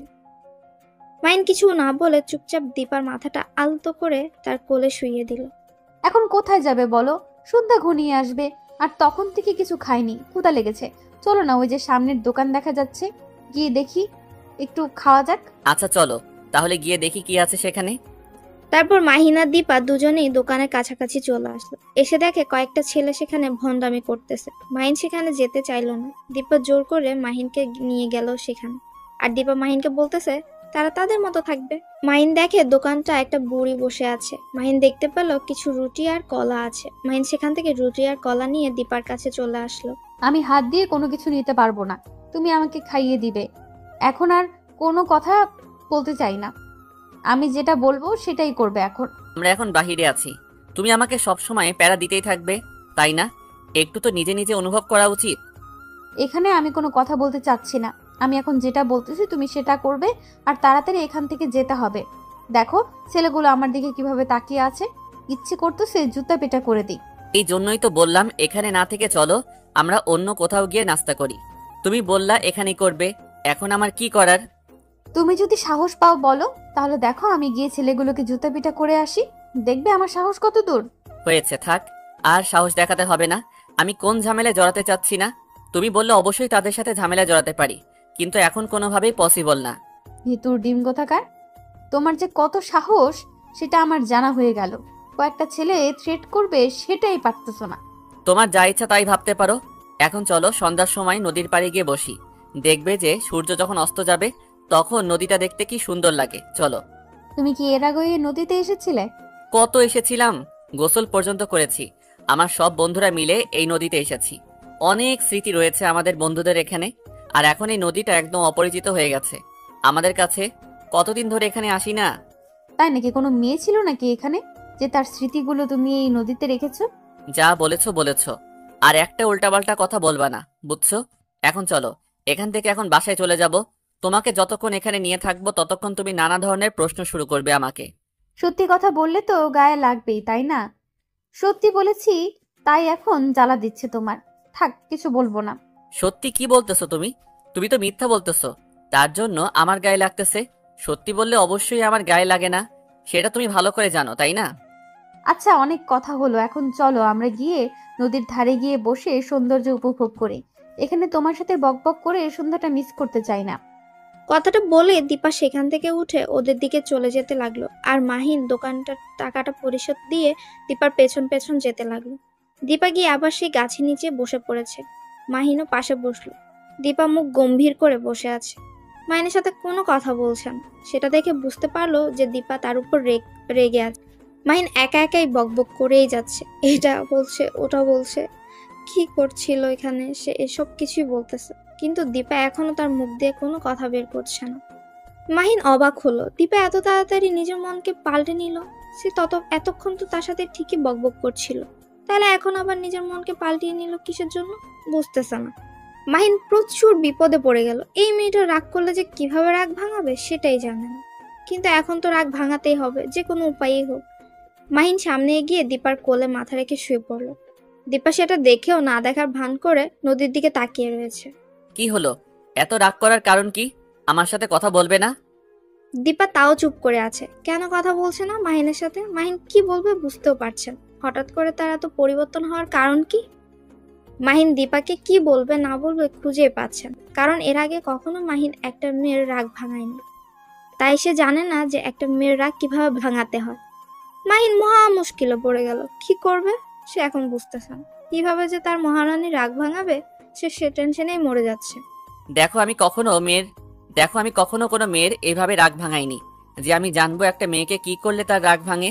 এখন তুমি যদি দয়া করে তোমার রাগটা কন্ট্রোলে না রাখো, তাহলে কিন্তু রাগ ভাঙাতে পারবো না আমি। কুত্তা বিড়াল, তোর সাহস কি করে হয়? তুই আমাকে একা একা বাসায় রেখে তুই এই নদীতে এসেছিলি আর অন্য মেয়ের দিকে তাকিয়েছিলি, তার সাথে মজা নিয়েছিলি, তাই না? তোর সাহস কত বড়, তোর কলিজা কত বড়, আজকে দেখে নেব। বাসায় যা আগে। মাহিন কি বলবে বুঝতে পারছে না দীপার কথা শুনে, কারণ মাহিন কখনো এখানে একটা মেয়ের জন্য আসেনি, কারণ তার ফ্রেন্ড সার্কেলটা তাকে এখানে নিয়ে এসেছিল প্রথম। আর তখন থেকে মাহিনের একটা প্রিয় জায়গা হয়ে গেছিল এই নদীর ধার। তার জন্যই মাহিন প্রতিদিন বিকেলে এই নদীর ধারে আড্ডা দিতে আসতো তার বন্ধুদের সাথে। কিন্তু দীপা এটা কি বলতেছে সে তো বুঝতেছে না। কখনোই তো কোনো মেয়ের জন্য নদীর পাড়ে আসেনি সে। সত্যি বলতেছি, আমি কখনো একটা মেয়ের জন্য এখানে কখনোই আসিনি। আমি শুধু এই নদীর যে সৌন্দর্যটা আছে সেটাকে উপভোগ করার জন্য এসেছিলাম এখানে। সেটা না হয় বুঝলাম, নদীর সৌন্দর্য উপভোগ করার জন্য এসেছিলে, কিন্তু তুমি যে স্মৃতির কথা বললে, সেই স্মৃতিগুলো কি আমাকে তো বললা না তুমি? দেখো, আমরা তো ছোট থেকে একসাথে বড় হয়েছি, তাই না? আর তুমি তোমার বান্ধবীদের সাথে ঘুরেছো, বন্ধুদের সাথে ঘুরেছো। আমি তো সেই বিষয়ে কোনো কিছু জানতে চাইনি। তুমি জানতে চাওনি তো কি হয়েছে? আমি জানতে চাই, আমাকে বলতে হবে, কারণ আমার জানার অধিকারটা আছে এখন। দেখো, আমি এখন তর্ক করতে চাই না। সামনে তাকিয়ে দেখো সূর্যটা কিভাবে তলিয়ে যাচ্ছে। সেটা তুমি দেখো, আমাকে দেখতে বলবা না বলে দিলাম। আর শোনো, তুমি কেন আমাকে বলবা না এই কথা বলো আগে। বললাম তো, আমার কিছু সমস্যা আছে, তার জন্য তোমাকে এই কথাগুলো বলা যাবে না। আমি তো তোমার পার্সোনাল কোনো কথা জিজ্ঞেস করিনি, তাহলে তুমি কেন আমাকে জিজ্ঞেস করবে? তুমি জিজ্ঞেস করনি তাতে কি হয়েছে? আমি জিজ্ঞেস করেছি, আর আমার প্রশ্নের উত্তরগুলো তুমি দিতে বাধ্য, তাই না? দেখো, আমিও যদি তোমার অতীত নিয়ে নাড়া দিতে চাই না, তাহলে তুমি কেন আমার অতীত নিয়ে নাড়া দিতে চাও বলো? তুমি কি মজা পাবে আমার অতীত নিয়ে নাড়া দিয়ে? তার মানে তোমার অতীতে নিশ্চয়ই কোনো মেয়ের বিষয়ে কাহিনী আছে, যার কারণে তুমি তোমার অতীতটা আমাকে বলতে চাচ্ছ না। যেহেতু একসাথে বড় হয়েছি, তোমার সাথে তো আমার তেমন মনে ঘনিষ্ঠ ছিল না। চলো, এখানে আর এক মুহূর্ত আমি থাকতে পারছি না। এখন আমরা বাসায় যাব, আর কোনো কথা হবে না এখানে। তুমি যদি আর একটা কথা বলেছো তাহলে কিন্তু ভালো হবে না। এখন আমরা বাসায় যাচ্ছি, কারণ তোমার উল্টাপাল্টা কথা শোনার সময় নেই এখন আমার। তুমি যদি আর একবার এই কথা মুখ দিয়ে উচ্চারণ করেছো তাহলে কিন্তু ভালো হবে না, বলে দিলাম। আমি বুঝতে পারলাম না তুমি হঠাৎ করে এত রেগে যাচ্ছ কেন আমার উপর। নিশ্চয়ই এর পেছনে কোনো কারণ আছে, সেটা তো আমাকে জানতেই হবে, তাই না? তুমি যদি না বলো তাহলে আমি কিভাবে জানবো? সেটা তোমাকে জানতে হবে না, কারণ আমি তোমাকে সেটা বলতে চাচ্ছি না। তুমি এখন বাসায় যাবে, এটাই হলো বড় কথা। আর যদি একটা কথা এখানে বলেছো তাহলে ভালো হবে না, বারবার বলতেছি। আমার রাগ তোলাবে না। তারপর তুমি কিসের জন্য আমার সাথে এরকম করতেছো? আমি বুঝতে পারছি না, সামান্য একটা বিষয় নিয়ে তুমি আমার সাথে এত রাগারাগি করতেছো কেন, বুঝলাম না। নিশ্চয়ই এর ভেতরে গভীর কোনো রহস্য আছে, যার জন্য তুমি আমাকে এত থ্রেট করতেছো। বলতেছি না এখানে কোনো গভীর রহস্য নেই। আমি বলতেছি তো, আমি শুধু আমার স্কুলের বন্ধুদের সাথে এখানে আসতাম, তাও আবার ছেলে বন্ধু, কোনো মেয়ে না। আর তুমি যে কি ভাবতেছো সেটা দেখার এখন আমার সময় নেই, কারণ সন্ধ্যা পার হয়ে রাত হতে চলেছে। আর আন্টির কথা কি তোমার মনে নেই? তুমি আজকে যেটা করতেছো, আমার সাথে বাজে ব্যবহারটা করতেছো, সেটা আমি সত্যিই হতবাক। কেন তুমি আমাকে বুঝিয়ে বলতে পারতে? কিন্তু তা না করে তুমি আমার উপর চিল্লাচ্ছ, তাও আবার বাহিরে। আমি না হয় একটু মেন্টাল টাইপের মেয়ে, আমি না হয় তোমার উপর চিল্লাই, তোমার উপর রাগ দেখাই, কিন্তু তুমি তো আমাকে বুঝিয়ে বলতে পারো, তাই না? তুমি তো শান্ত স্বভাবের একটা ছেলে, তাহলে তুমি এরকম করতেছো কেন? আজকে বুঝলাম নিশ্চয়ই এর ভেতরে কোনো রহস্য আছে। এই নদীর পাড়ে তোমার এমন কোনো স্মৃতি আছে যেটা তুমি কখনো বলতে পারো না। আমার খুব মাথা যন্ত্রণা করতেছে, আমি আর এখানে এক মুহূর্ত থাকতে চাই না। এখন কি তুমি আমার সাথে বাসায় যাবে নাকি এখানে বসে থাকবে সেটা বলো। যদি বলো যে তুমি এখানে থাকবে, তোমাকে এখানে ছেড়ে চলে যাব। আমি তো ভাবতাম আমি একটা খারাপ মেয়ে, এখন তো দেখতেছি তুমি একটা খারাপ ছেলে। কারণ তুমি কোথায় আমাকে ভালো করবে আর তুমি আমাকে রাগ দেখাচ্ছ। আর কি বলতেছো? আমি যদি এখন একটু অভিমান করে এখানে বসে থাকি তাহলে তুমি আমাকে ছেড়ে যাবে? তুমি আমাকে তাহলে কি ভালোবাসো? আমি বলতেছি আমার মাথায় খুব যন্ত্রণা হচ্ছে, আমি আর এখানে থাকতে পারতেছি না, আমি এখন বাসায় যাব। তুমি কি যাবে নাকি এখানে বসে থাকবে সেটা তোমার ব্যাপার। তুমি যদি যেতে চাও তাহলে তাড়াতাড়ি চলে এসো। দীপা কি বলবে ভেবে পাচ্ছেন, কারণ মাহিনের এইরকম ব্যবহার সে কখনো কল্পনাও করতে পারেনি। মাহিন এভাবে কথা বলছে, তাও আবার সেটা দীপার সাথে। হ্যাঁ, একদমই দীপার কল্পনার বাহিরে। কারণ দীপা যতটা মাহিনকে চিনে, মাহিন খুব শান্তশিষ্ট একটা ছেলে, সে কখনোই এতটা রেগে যেতে পারে না। কিন্তু তার কি এমন হলো যে দীপার এই সামান্য প্রশ্নের জন্য সে এতটা রেগে যেতে পারে? তার পেছনে নিশ্চয়ই একটা গভীর ষড়যন্ত্র বা একটা রহস্য লুকিয়ে আছে। সেটা কি দীপা সেটা জানে না, আর জানতে চাওয়ার জন্য প্রশ্ন করাতে মাহিন এতটা রেগে গিয়েছে। তাই দিবা ভাবছে মাহিনের কি হয়ে গেল, আর এত পরিবর্তনই বা কেন হলো। দীপা আর কোনো কথা না বলে নিজেকে কন্ট্রোলে রাখলো, কারণ দীপা মেন্টাল টাইপের মেয়ে, সবাই ভালো করেই জানেন হয়তো। গল্পটা শোনার পর থেকে বুঝতে পেরেছেন। আর মাহিন এখন যেটা করছে সেটা দীপার ক্ষেত্রে মেনে নেওয়া কখনোই পসিবল না, কিন্তু তারপরও দীপা নিজেকে কন্ট্রোলে রাখছে। মাহিনের হাত ধরে চলতে লাগলো হাসি মুখে, মনে হচ্ছে একটু আগে কিছুই হয়নি। এরকম একটা মনোভাব নিয়ে দীপা মাহিনের হাত ধরে হাঁটছে। তারপর দীপা আর মাহিন একসাথেই রাস্তায় কোনো প্রকার কথা বলেনি, কারণ সে রাস্তায় কোনো প্রকার ঝগড়া করতে চাচ্ছে না। যা কথা হবে বাসায় গিয়ে শান্তশিষ্টভাবে কথা হবে। এখন যেহেতু মাহিনের মাথা যন্ত্রণাটা বেড়ে গেছে, তাই দীপা নিজেকে হাসি খুশি রাখার চেষ্টা করছে, আর মাহিনকেও হাসি খুশি রাখার চেষ্টা করছে। কারণ ডাক্তার বলেছে মাহিনকে উত্তেজিত হতে দেওয়া যাবে না, তাহলে বড় ধরনের একটা দুর্ঘটনা ঘটে যেতে পারে তার সাথে, যার কারণে নিজেকে কন্ট্রোলে রাখতে হচ্ছে। আস্তে আস্তে ভালোবাসা শুরু করে দিয়েছে তার ভালোবাসার মানুষকে। সে চায় না তার ভালোবাসার মানুষের কোনো ক্ষতি হোক, সে ক্ষতি হতে দিতে পারে না। তারপর একটা রিক্সা করে সন্ধ্যাটা উপভোগ করতে করতে দীপা আর মাহিন দুজনেই হাসি খুশিভাবে বাসায় ফিরে আসলো। তাদের হাসি দেখে সেতু বেগমের মনে প্রশান্তি বিরাজ করতে লাগলো। কি ব্যাপার, তোমরা তাড়াতাড়ি চলে আসলে যে? আমি তো ভেবেছিলাম অনেক রাত হবে আর আমাকে অনেক রাত তোমাদের জন্য অপেক্ষা করতে হবে, কিন্তু তো আমার ভাবনা ভুল করে দিয়ে তোমরা সন্ধ্যার মধ্যেই বাসায় ফিরে আসলে। ব্যাপার কি, এত তাড়াতাড়ি তোমাদের ঘোরাঘুরি শেষ? আসলে আন্টি হয়েছে কি, আমার মাথায় যন্ত্রণা করতেছে তো তার কারণে চলে আসলাম। বাইরে থাকতে ইচ্ছা করতেছে না, এমনিতেই যানবাহনের যত শব্দ সব মাথার ভিতরে লাগতেছে, তার জন্য বাসায় ফিরে আসলাম।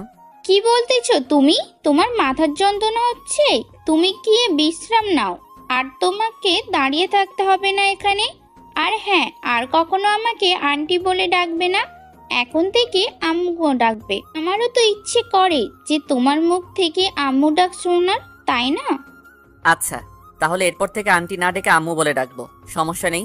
এখন তাহলে আমি একটু রুমে যাচ্ছি, আমার কেমন জানি মাথায় খুব যন্ত্রণা হচ্ছে, হয়তো বিশ্রাম নিলে ঠিক হয়ে যাবে।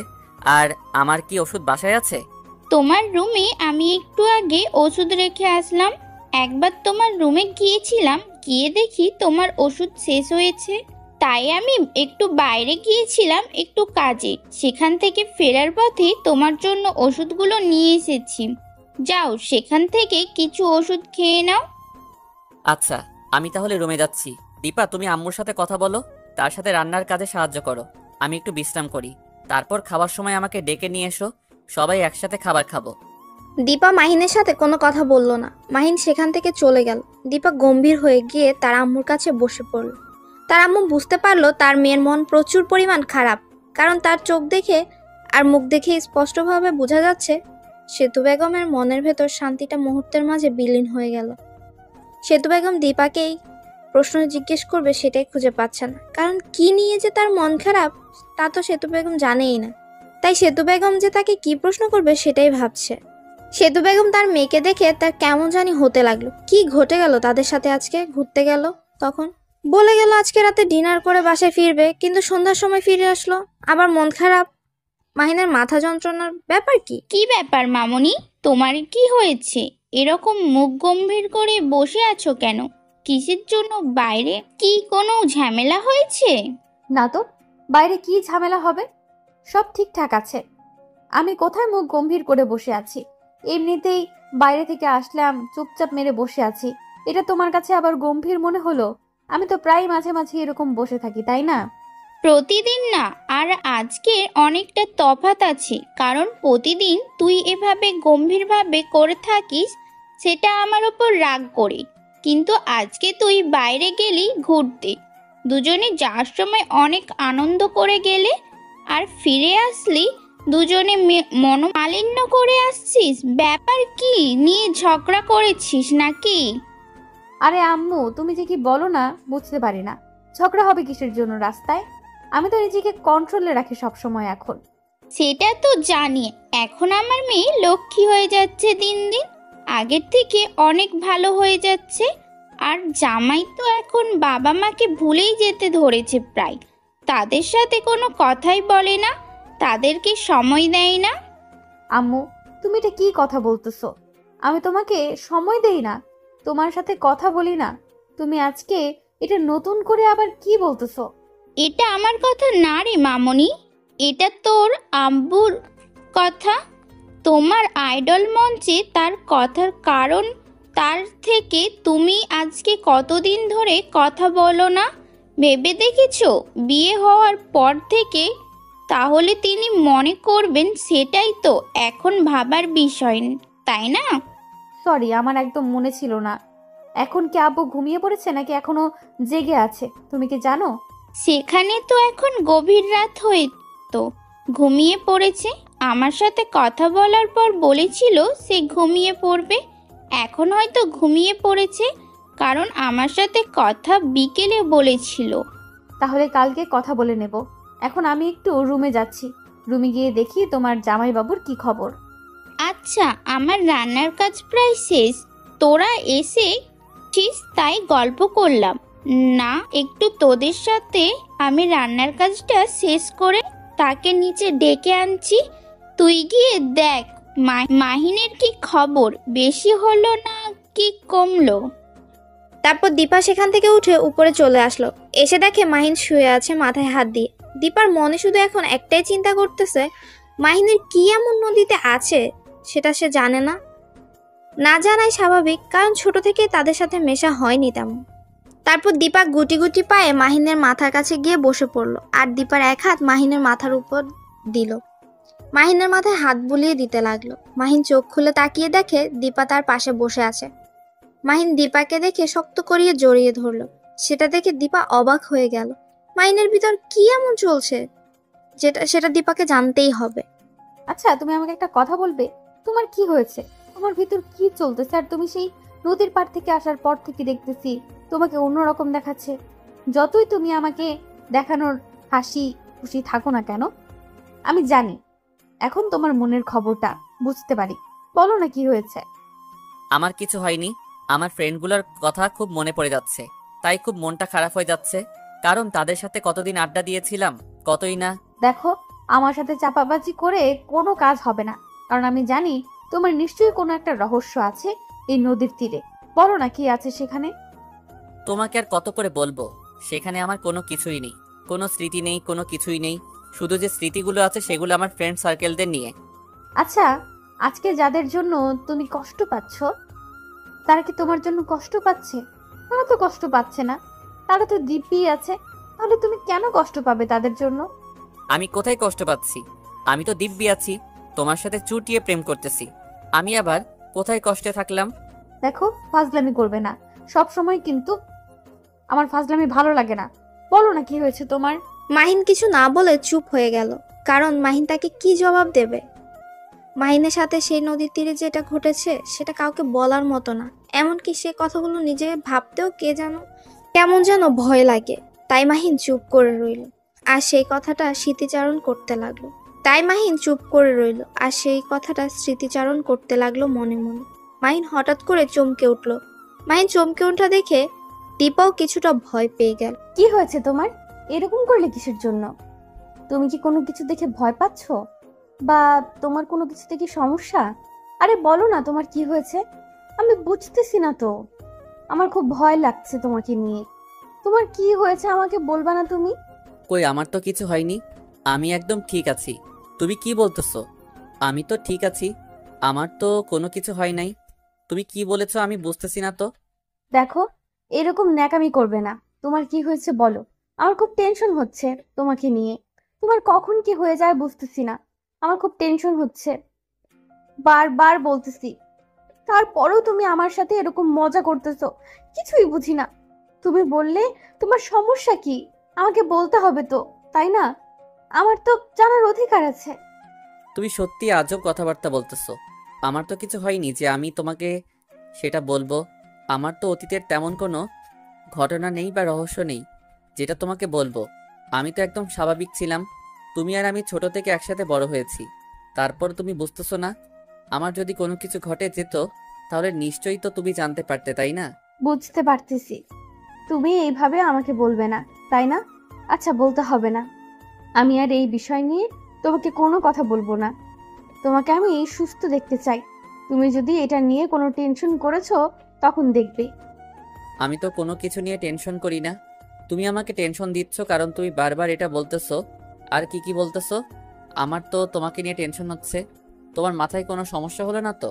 একদম ভালো হবে না বলে দিচ্ছি। পিটানি শুরু করে দিব। আমার খুব খারাপ লাগতেছে তোমার এই ব্যবহারগুলো। কেন জানি মেনে নিতে পারতেছি না। দেখো, আচ্ছা হইছে, আর মেনে নিতে হবে না। এখন আমাকে একটু আদর করে দাও তো। আমার খুব আদর খেতে ইচ্ছা করতেছে। তোমার সেই নরম হাতের একটু গরম আদর এখন পেতে চাই। একটু গরম করে দিবা আমাকে? এখন কোনো মজার মুডে আমি নেই যে তোমাকে আমি মজা দেব এখন, বুঝছো? এখন আমি অনেক টেনশনে আছি। আমাকে আমার মতো থাকতে দাও। তুমি শুয়ে আছো, শুয়ে থাকো। আমি এখন কাউকে গরম করতে পারবো না। কে বলেছে তুমি গরম করতে পারবে না? তুমি পারবে গরম করতে। এইভাবে গোমরা হয়ে বসে আছো কিসের জন্য? আসো না, একটু গরম হয়ে যাই। বলছি না হবে না, তারপরেও এরকম করতেছো কিসের জন্য? আমার সাথে চুপচাপ যেখানে শুয়ে আছো সেখানে গুটিসুটি মেরে শুয়ে থাকো। এখন আমি নিজেই বলতেছি, এখন কাছে আসবে না, তাই তো? যখন তুমি কাছে আসতে চাইবে তখন দেখবে যে আমি তোমাকে কাছে টেনে নেব না। তখন দেখবো মজা কাকে বলে। আমার যখন ইচ্ছা হবে আমি সবকিছু জোর করে নিতে পারি। এটা কাউকে বলতে হবে না। তার মানে তুমি বোঝাতে চাচ্ছ এখন আমিও তোমাকে জোর করে সবকিছু করি? তাহলে তোমার ভালো লাগবে, তাই না? আচ্ছা, তাহলে সেটাই করতেছি। দেখো, একদম ভালো হবে না। তুমি আমাকে এখন স্পর্শ করবে না। ভালো লাগতেছে না আমার। টেনশন হচ্ছে। আর তুমি দেখো, আমি এখন কোনো কথা শুনতে চাচ্ছি না। তাড়াতাড়ি এখানে শুয়ে পড়ো, তাহলে খুব ভালো হয়। কারণ আমার এখন জড়িয়ে ধরতে ইচ্ছা করতেছে কাউকে। আমি এখন শুয়ে পড়তে পারতেছি না। আমি বলেছি না আমি বাইরে যাচ্ছি, আম্মুকে রান্নার কাজে সাহায্য করব। তুমি তো বলে আসলে একটু আগে, তাই না? আমি বলে এসেছিলাম, তাহলে তুমি আবার ঘরে আসলে কিসের জন্য? ঘরে যেহেতু এসেছো তাহলে একটু আমাকে চুম্মাচাটি দিয়ে যাও। দেখো, একদম ভালো হবে না। লুচ্চামি বন্ধ করো। আর একটা যদি লুচ্চামির কথা বলেছো তাহলে কিন্তু ভালো হবে না বলে দিচ্ছি। লুচ্চামির কি হলো এখানে? স্বামী স্বামী স্ত্রী আমরা, এখানে লুচ্চামির কথা কোথা থেকে আসবে শুনি? আমি কি অন্য মেয়ের দিকে তাকাচ্ছি, নাকি তুমি চাও আমি অন্য মেয়ের কাছে চলে যাই? একদম এরকম কথা যদি মুখ দিয়ে উচ্চারণ করেছো না, তাহলে পিটাইতে পিটাইতে মুখ ভেঙে ফেলবো। মানুষ চেনো তুমি? আমাকে অন্য মেয়ের কাছে যাবে কিসের জন্য? আমাকে রেখে অন্য মেয়ের কাছে যাবে কিসের জন্য? আমার কাছে কিসের অভাব পড়েছে নাকি? আমার কাছে কি অভাব পড়েছে নাকি? অভাবে তো পড়েছে, তা না হলে এত জোর করতেছি তারপর তুমি আমাকে একটু আদর করে দিচ্ছ না। মনে হচ্ছে যে অভাব পড়ে যাচ্ছে দিন দিন, তার জন্য তুমি আমাকে আদর করে দিচ্ছ না, তাই তো? মাহিনের কথা শুনে দীপার রাগ একদম চরম পর্যায়ে উঠে গেল। দীপা মাহিনের এ কথাটা কেন যেন মেনে নিতে পারছে না। কিন্তু মাহিন যেটা শুরু করে দিয়েছে সেটা দীপা কোনোভাবেই মেনে নিতে পারছে না। কারণ দীপার এখন এসব না করাই ভালো।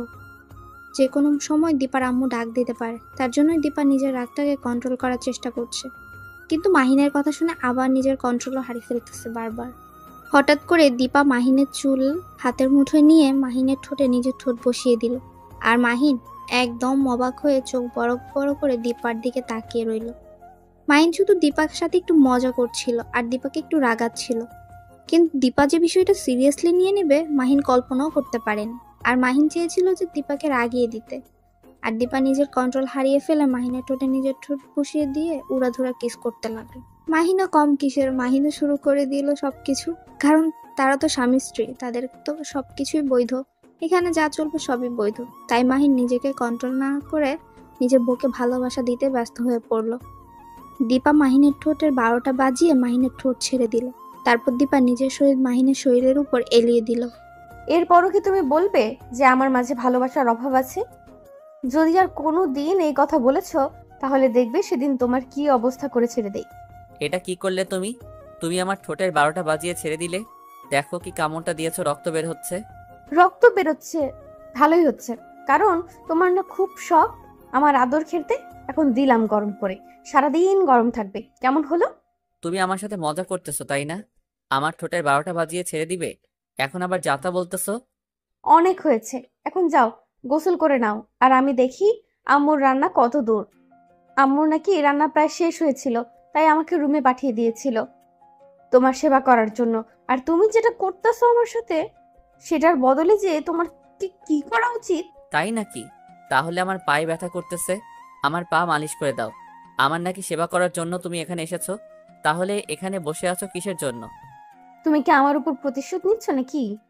আমি যেটা করেছি তোমার সাথে তার কি উল্টো প্রতিশোধ নিচ্ছ এখন আমার ভালোবাসার দুর্বলতা নিয়ে?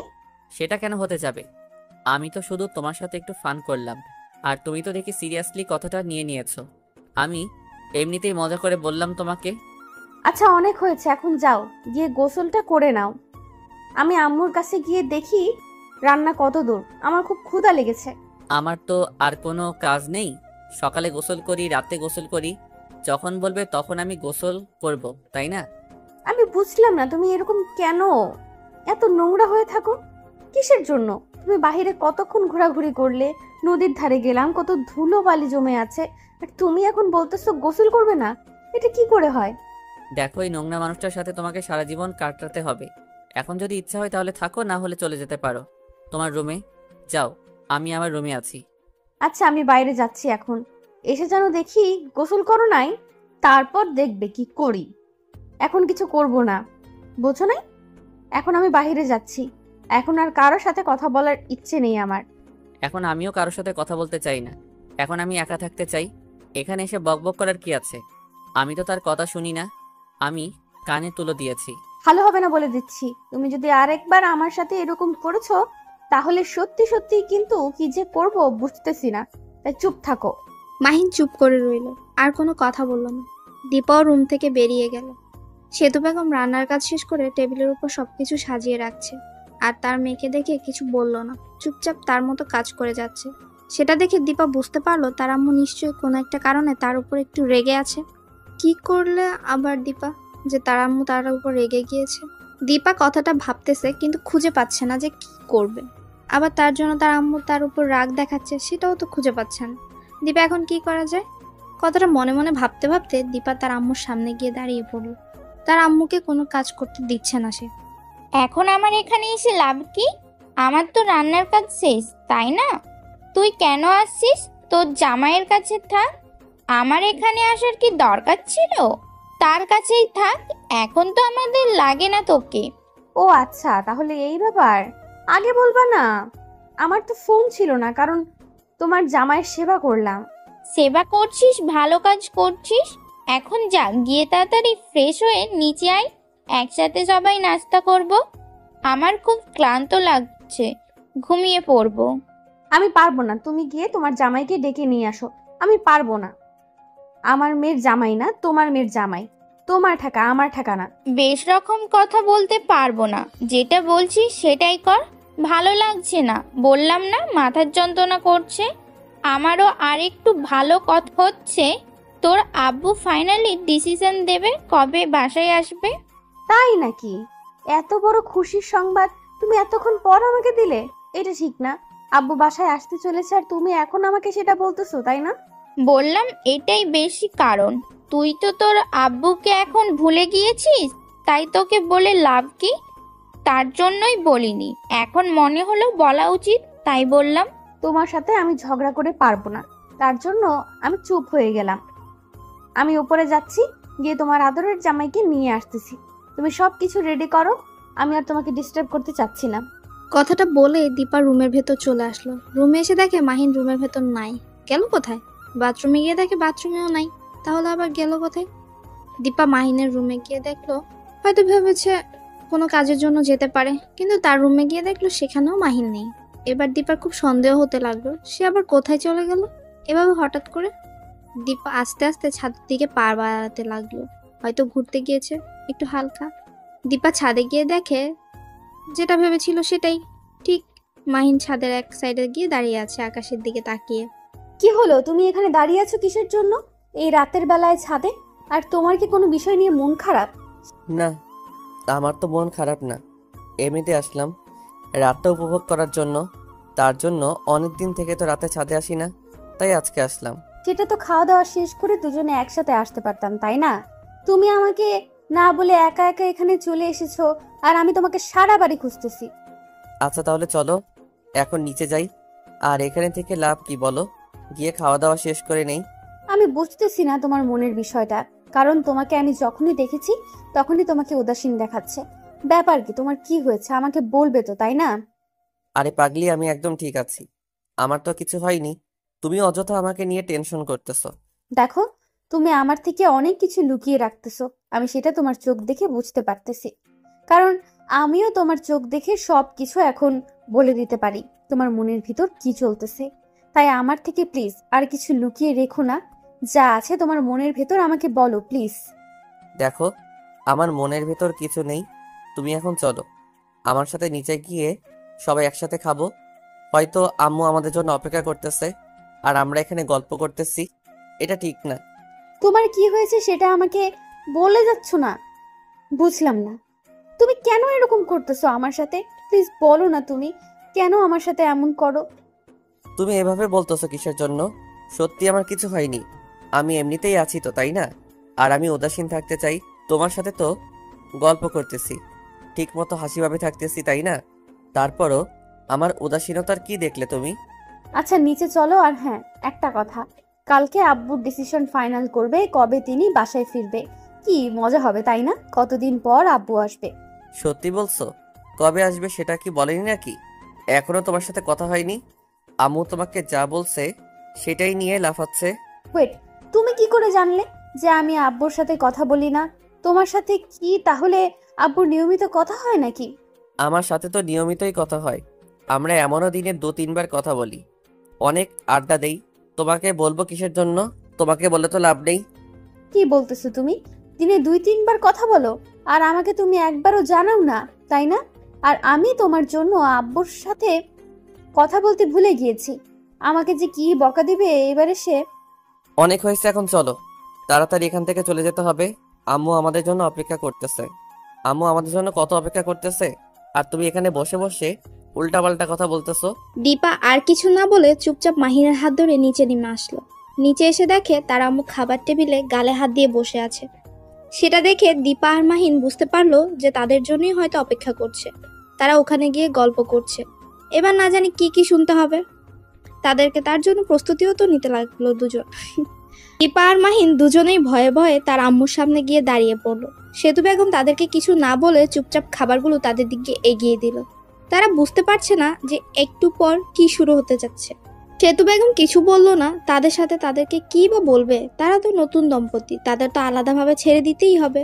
কথা শোনালে তো আরো হবে না। সেতু বেগম চুপচাপ তার ইচ্ছা মতো খাবারগুলো তাদেরকে বেড়ে দিচ্ছে আর নিজেও খাচ্ছে, কোনো কথা বলছে না এ বিষয় নিয়ে। সেটা দেখে দীপা মাহিনের দিকে তাকাচ্ছে, মাহিন দীপার দিকে তাকাচ্ছে, কিন্তু কারো মুখ দিয়ে কোনো প্রকার কথা বেরোচ্ছে না। সবাই যার যার মতো খাবার খাচ্ছে, কেউ কোনো কথাই বলছে না। সেতু বেগম মাহিনকে আর দীপাকে সবকিছু দিতে লাগলো। মাহিন দীপার দিকে তাকাচ্ছে, কিন্তু কিছু বলতে পারছে না। কি জানি কি বলবে, তার জন্য চুপ করে রইলো। আর মাথা নিচু করে দীপা আর মাহিন দুজনেই খেতে লাগলো। খাবার খাওয়া শেষ করে সেতু বেগম দীপাকে বলে নিজের রুমে চলে গেল আর দরজা বন্ধ করে দিল। দীপা আর মাহিন অবাক হয়ে তার দুজনের দিকে তাকিয়ে রইল। মন খারাপ নাকি তার? কিন্তু কেউ কিছু বললো না কেন? চুপ করেই রইল। এখানে সব দোষ তোমার। আমি তোমাকে কতবার বললাম চলো নিচে যাই নিচে যাই, তুমি একটার পর একটা প্রশ্ন করেই যাচ্ছ, একটার পর একটা কথা বলেই যাচ্ছ। এখন কি হলো এটা দেখতেই পাচ্ছ তো, তাই না? দেখো, দোষটা শুধু আমার একার ছিল না, তুমিও একটার পর একটা আমাকে কথা বলতেছো, আমিও তাই বলতেছি। এখানে আমার কি করার? আমি তো জানি যে আম্মু আমাদের জন্য অপেক্ষা করবে। অপেক্ষা করবে না কিসের জন্য? তার তো একটা ধৈর্য আছে, তাই না? তুমি তো তার ধৈর্যের বাঁধ ভেঙে দিচ্ছ বারবার। এটা কি ঠিক? আরে আমি কি এমন করলাম যে আমার জন্য আম্মুর মন খারাপ? আম্মুর তো অন্য বিষয় নিয়েও মন খারাপ হতে পারে, তাই না? তুমি আমাকে দোষারোপ করতেছো কিসের জন্য শুনি? আচ্ছা, অনেক হয়েছে, এখন গেলাম আমি। তুমি অন্য কিছু পরিষ্কার করে রেখে তারপর রুমে আসো, আমি ঘুমিয়ে পড়বো। কথাটা বলা যত সহজ, এখান থেকে চলে যাও ততটা সহজ না। আমার সাথে তুমি এসব পরিষ্কার করবে, বুঝছো? কি বলতেছো? আমি এসব পরিষ্কার করতে যাব কিসের জন্য? আমি পারবো না। তোমাকে বলছি তুমি করো। আমাকে বললে আমি করতাম, তোমাকে বলতাম না। দেখো, আমি বেশি কথা বলতে পারবো না। আমার সব কিছুতেই যেমন তোমার ভাগ আছে আমার কাজে, তেমনি তোমার ভাগ আছে, তাই না? তাহলে আমার কাজের ভাগ তোমাকে নিতে হবে। দেখো, আমি এসব কাজ করতে পারবো না। তোমাকে বলছে তুমি করো, আমাকে বললে আমি করতাম, তখন তোমাকে এত প্যারা দিতাম না, বুঝছো? কোনো কিছু বলতে পারবো না। চুপচাপ এখানে যেটা করতে বলেছি সেটাই করো। তাড়াতাড়ি হবে, তাড়াতাড়ি দুজনে রুমে যাব। এখন তুমি কোনো কথা বলবে না, কাজে হাত লাগাও।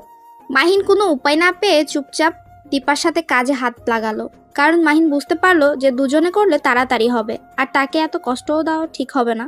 তার জন্যই দুজনে তাড়াতাড়ি কাজটা শেষ করে রুমে চলে আসলো। এসে মাহিন বিছানায় শুয়ে পড়লো আর দীপা বাথরুমে চলে গেল। কিছুক্ষণ পর দীপা বাথরুম থেকে বেরিয়ে আসলো। এসে দেখে মাহিন শুয়ে আছে চোখ বন্ধ করে। দীপা মনে করলো মাহিন ঘুমিয়ে পড়েছে, তাই দীপা তাড়াতাড়ি গিয়ে মাহিনকে জড়িয়ে ধরলো। কি হলো, ঘুমিয়ে পড়েছো নাকি? আমার বাবু দরকার। কি প্রিপারেশন নিয়েছো তুমি বুঝতেছি না। আমার বাবু কবে আনবে তুমি তাই বলো। আরে তুমি কি ভালোবাসা দিয়েছো নাকি? বাচ্চা মেয়ের মতো কথা বলতেছো, যখন সময় হবে ঠিকই বাবু আসবে, বুঝেছো? এখন ধৈর্য ধরতে হবে, বাবু এত সহজে নেওয়া সম্ভব না।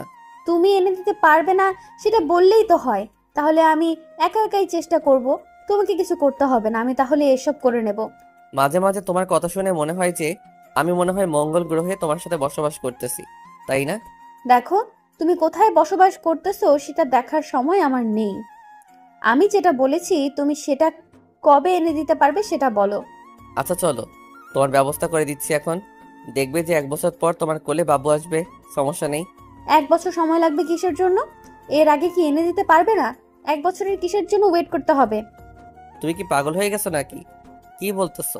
বাচ্চা নিতে গেলে মিনিমাম 1 বছর ওয়েট করতে হয়। আমি এসব কিছু শুনতে চাই না। আমি এখন যেটা বলতেছি সেটাই করতে হবে, তাড়াতাড়ি লাগবে আমার, বোঝো নাই? এটা এমন একটা জিনিস, চাইতেছো এটার জন্য অপেক্ষা করতে হবে, না হলে তুমি ঘুমিয়ে পড়তে পারো। আমার ঘুম ধরতেছে, আমাকে ডিস্টার্ব করবে না। তুমি এভাবে বলতে পারো না। আমি যে একটা জিনিস চাইছি তুমি সেটা এনে দিতে পারতেছো না, তোমাকে দিয়ে কি হবে ভবিষ্যৎ আমি বুঝতেছি না। তোমাকে দিয়ে শুধু ঘোড়ার ঘাস কাটানো হবে। তাহলে আব্বুকে বলে একটা ঘোড়া কিনে এনে রাখি বাসায়। সেটাই ভালো হবে। আমি এখন আঙ্কেলকে ফোন করে বলবো যে কয়েকটা ঘোড়া সঙ্গে করে নিয়ে আসবেন, যাতে করে আমি সেগুলো ঘাস কেটে খাওয়াতে পারি। আচ্ছা, সেটাই করতে হবে, তাছাড়া তোমাকে দিয়ে তো আর কিছু হবে না। আমি বুঝতে পেরেছি, তাই তোমাকে দিয়ে ঘোড়ার ঘাস কাটানো ছাড়া আমার পক্ষে আর কিচ্ছু করা সম্ভব না। তুমি ঘুমাও। তোমাকে আর কি করে বোঝাবো? আচ্ছা, আমি খুব ক্লান্ত, আমি ঘুমিয়ে গেলাম। তোমার যা ইচ্ছা তাই করতে পারো। কথাটা বলে মাহিন ঘুমের ভান করে শুয়ে পড়লো চোখ বন্ধ করে। আর এদিকে দীপা রাগে ফুঁসতে লাগলো। সে কিছু বলতে পারছে না, কিছু করতেও পারছে না, তাই চুপচাপ সে রাগের মাথায় নিজের চুলগুলো টানতে লাগলো। আর এদিকে মাহিন চোখ আলতো করে খুলে দীপার অবস্থা দেখে মিটমিট করে হাসতে লাগলো, বালিশে মুখ গুজে দিয়ে, যাতে করে দীপা বুঝতে না পারে যে মাহিন হাসছে। দীপা আস্তে আস্তে মাহিনের পায়ে নিজের পাটা তুলে দিল। তারপর দীপা তার পা দিয়ে মাহিনের পায়ে আলতো করে সুড়সুড়ি দিতে লাগলো। মাহিন বুঝতে পারছে যে দীপার মনে এখন দুষ্টুমি ভরপুর করতেছে, তাই মাহিন নিজেকে যতটা পারছে লুকিয়ে রাখছে তার কাছ থেকে, কারণ দীপা যাতে করে মাহিনকে ডিস্টার্ব করতে না পারে। আর মাহিন এমন ভান করতেছে মনে হচ্ছে সে ঘুমিয়ে গেছে। দীপাও কম না, তার ইচ্ছা মতো মাহিনের পায়ে নিজের পা দিয়ে সুড়সুড়ি দিতেই লাগলো আর হাত দিয়ে মাহিনের চুলগুলো টানতে লাগলো যাতে করে মাহিনের ঘুম ভেঙে যায়। মাহিন আর কতক্ষণই এই অত্যাচার সহ্য করতে পারে, তাই সে চোখ খুলে দীপার দিকে চোখ রাঙিয়ে তাকালো যাতে করে দীপা মাহিনের কাছে না আসে। আমি ভালো করে জানতাম যে তুমি এখনো ঘুমিয়ে যাওনি, ঘুমের ভান ধরে আছো, তাই এত ন্যাকামি করতে হবে না। চুপচাপ আমার বাবু এনে দেওয়ার ব্যবস্থা করো এখন। আমি পারবো না, আমার এখন বাবু চাই না। তোমার লাগবে তুমি আমাকে যেভাবে খুশি ব্যবহার করতে পারো, আমি বাধা দেব না। আমাকে ব্যবহার করে তুমি বাবু নিতে পারো। ভালো হবে না বলে দিলাম, ভালোভাবে কথা বলো। আর তুমি কি বলতেছো? তোমাকে দিয়ে কিচ্ছু হবে না নাকি? নাকি তোমাকে ডাক্তার দেখাতে হবে? তোমার কি কোনো সমস্যা আছে এখনো? এসব কি আবল তাবল কথা বলতেছো? ডাক্তার কিসের জন্য দেখাতে হবে? আমাকে কি দেখে মনে হয় আমি কিছু পারি না? তোমাকে দেখে তো সেটাই মনে হচ্ছে, কারণ তোমাকে দেখে মনে হয় না তোমার শরীরে ক্যালোরির কিছু আছে। সবকিছু মনে হয় হাত দিয়ে শেষ করে দিয়েছো।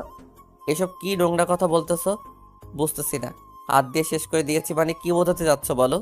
হয়েছে, থাক, এখন আমাকে আদর করে দাও। এর থেকে বেশি কিছু বলতে পারবো না, কারণ বেশি বললে আবার তোমার গায়ে লাগে, তাই না? তার থেকে না বলাই ভালো। ভালো হবে না বলে দিলাম। আর এসব কথা বললে কি ব্যাপার, সকাল হয়ে গিয়েছে, তুমি এখনো ঘুমিয়ে আছো, ব্যাপার কি? আর ঘুমিয়ে থাকা চলবে না, ওঠো তাড়াতাড়ি। দেখো, আমাকে এখন ডিস্টার্ব করবে না সকাল সকাল। সারাদিন এইভাবে ডিস্টার্ব করলে কতদিন আর বাঁচতে পারবো? এই অল্প বয়সে মরে যেতে হবে আমাকে তোমার এই ডিস্টার্বের যন্ত্রণায়। তোমার সাহস কি করে হলো এরকম বাজে কথা বলার? তোমাকে দেখো এখন কি পিটানি টাইনা দেই। তোমার সাহস দিন দিন বেড়ে যাচ্ছে, তাই না? দেখো তোমার কি অবস্থা করে ছেড়ে দেই। আমার সাথে ফাজলামি, তাই না? দেখো, এখন কোনো রকম পিটানি শুরু করবে না, ভালো লাগতেছে না। তুমি উঠে তোমার কাজে যাও, আমাকে আমার মতো থাকতে দাও, আমাকে ডিস্টার্ব করবে না। তুমি সকালে গোসল করবে না? কেন শুয়ে থাকবে? আমি একা গোসল করতে যাব নাকি? তোমাকে সঙ্গে করে নিয়ে যাব। এখন তুমি আমার সাথে যাবে, এটাই হলো বড় কথা। তুমি না গেলে কিন্তু পানি এনে ঢেলে দিব। আমি জীবনেও এত গোসল করিনি। তোমার পাল্লায় পড়ে যে এতবার গোসল করতে হবে আমি কখনো কল্পনা করতে পারিনি। সকালে গোসল করব, রাত্রে গোসল করব, দুপুরে গোসল করব। দেখো, ভালো হবে না বলে দিচ্ছি। তুমি এখন সদ্য বিবাহিত, তোমাকে গোসল করতেই হবে, এটাই বাস্তবতার সাথে মিলে যায়, বুঝো নাই? আমি অনেক দেখেছি যারা নতুন বিয়ে করে তারা সব সময় গোসল করে, তাই তুমিও গোসল করবে। বুঝলাম না, তুমি কিভাবে দেখলে যে তারা গোসল করে? তুমি এত লুচ্চা ছিলা যে কে কোথায় কি করে সেটা দেখে বেড়াতে, তাই না? আমি কখনো কল্পনা করতে পারিনি যে তুমি এত লুচ্চা একটা মেয়ে ছিলে।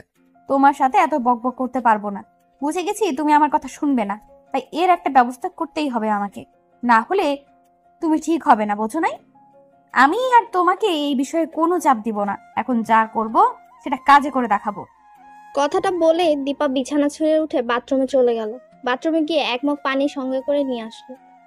মাহিন চোখ বন্ধ করেছিল আর দীপা সেই সুযোগে মাহিনের মুখের উপর সব পানি ঢেলে দিল। মাহিন চমকে উঠে দাঁড়িয়ে পড়লো আর দীপার দিকে অবাক দৃষ্টিতে তাকিয়ে রইল। মাহিন কখনো ভাবতে পারেনি যে দীপা এইরকম একটা কাজ করে বসবে। মাহিন দীপাকে ধরার জন্য দীপার পিছনে ছুটতে লাগলো। দীপা রুম থেকে বেরিয়ে ছোটাছুটি করতে লাগলো। আর সেতু বেগম এখনো ঘুমিয়ে আছে, তাই তিনি এসবের কিছুই জানেন না। মাহিন দীপার পিছনে ছুটছে আর দীপা সামনে যাচ্ছে। মাহিন তাকে ধরতে পারছে না। তুমি আমার কিচ্ছু করতে পারবে না, কারণ আমার কথা না শুনলে তোমার ভবিষ্যতে এর থেকে আরো করুণ পরিণতি হবে, সেটা তুমি দেখতে থাকবে। আজকে তো শুরু করলাম, তখন শুনলে না, এখন কেন ছুটোছুটি করছো আমার পেছনে? এখন তোমার ঘুম কোন বাড়ি গেল? তোমাকে আগে ধরতে পারি, তারপর দেখো তোমাকে কি শাস্তি দেই। তুমি আমাকে ভিজিয়ে দিয়েছো, তাই না? তোমার যে কি করব সেটা এখন তুমি দেখতে পারবে। তুমি আমার কোনো কিছুই করতে পারবে না, বুঝেছো?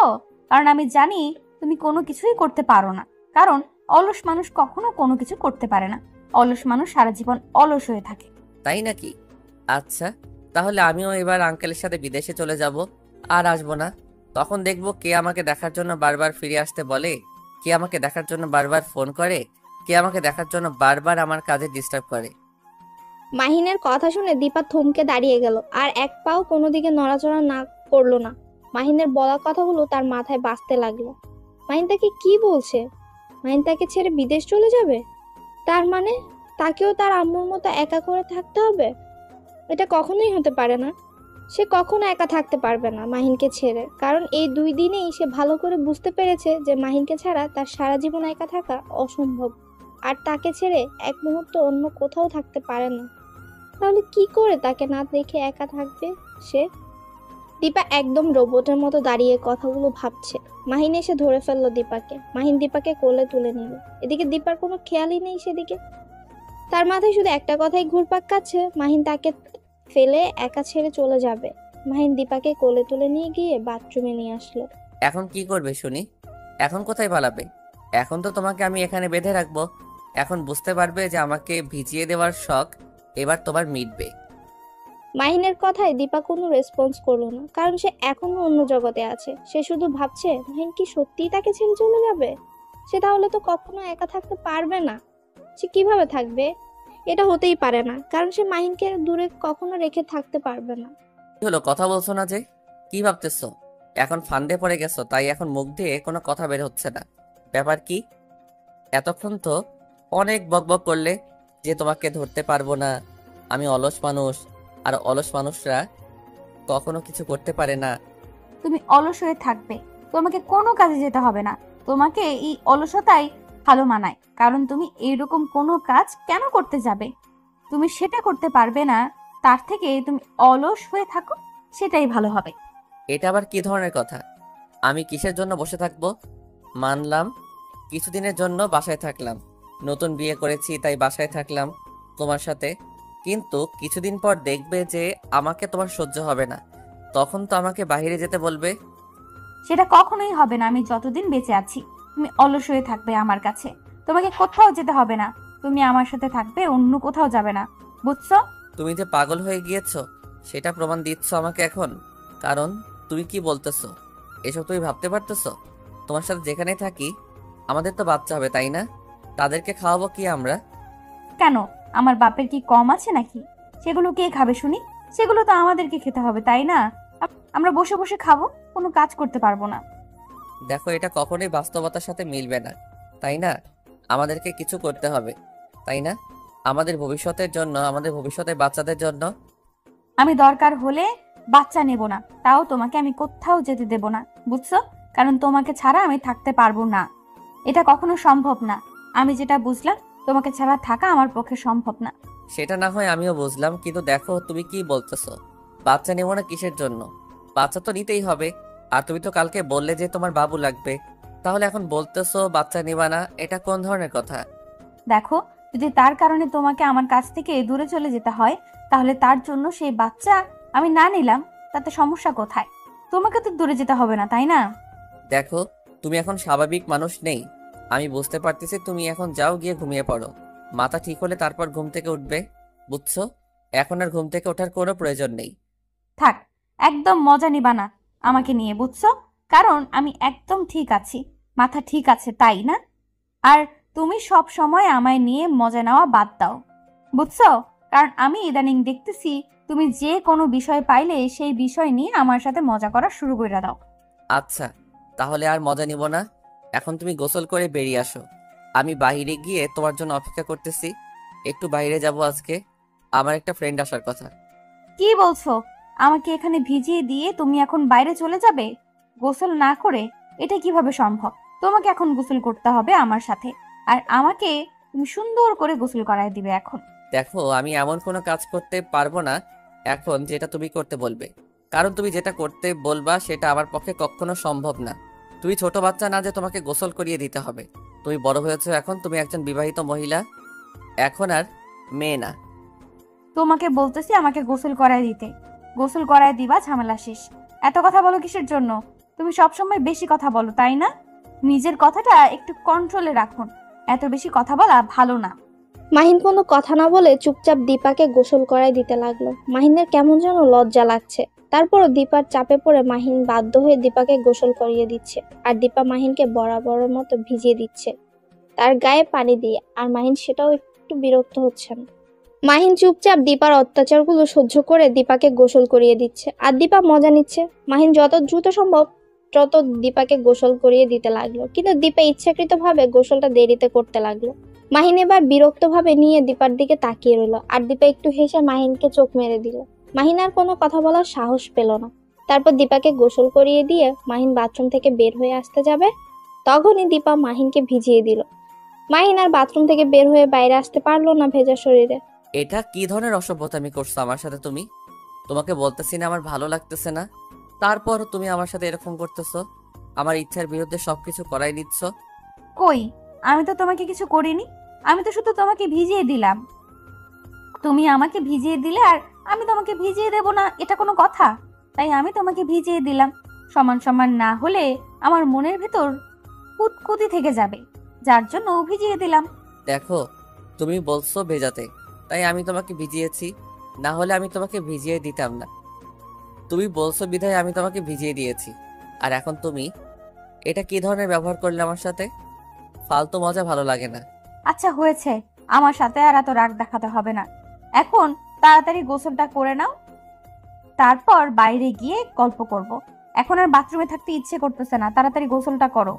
এখন তো তুমি এই কথাই বলবে, আমি সেটা ভালো করে জানি যে এখানে আর তোমার ভালো লাগবে না, কারণ আমাকে ভিজানো শেষ হয়েছে। তোমার তোমার মনের ইচ্ছা পূরণ হয়েছে, আর কি লাগে তোমার? দেখো, তুমি কিন্তু ইদানিং খুব বাড়াবাড়ি করতেছো। যেটা করতে বলছি সেটা করো, না হলে ভালো হবে না। তুমি খুব অল্প কথা বলো কিসের জন্য? যেটা করতে বলি সেটা করো কিসের জন্য? যেটা করতে বলি সেটা করো না কিসের জন্য?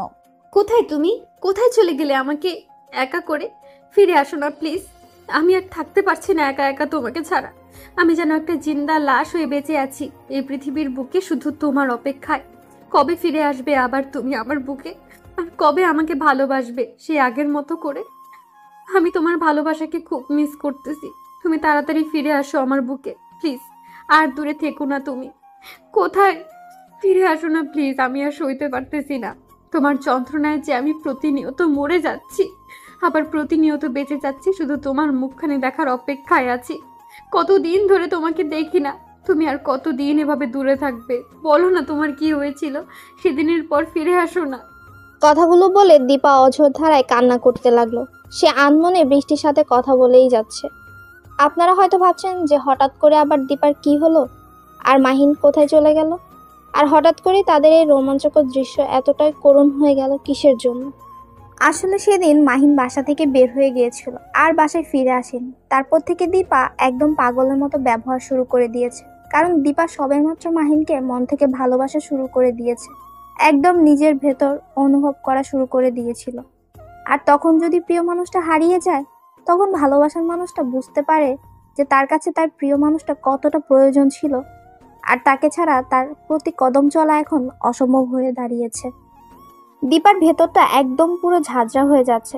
কেন মাহিন সেদিন বেরিয়ে গেল, আর কেন ফিরে আসলো না? কেন তাকে এত কষ্ট পেতে হচ্ছে তার ভালোবাসার জন্য? তাদের ভালোবাসাটা তো এরকম ছিল না, তাদের ভালোবাসাটা তো পবিত্র ছিল। তাহলে কেন সে আমার থেকে দূরে চলে গেল?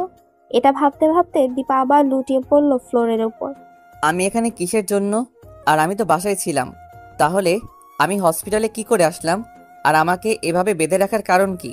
আমি তো নির্দোষ ছিলাম, আমি তো কোনো দোষ করিনি। আমাকে এভাবে বেঁধে রেখেছেন কিসের জন্য?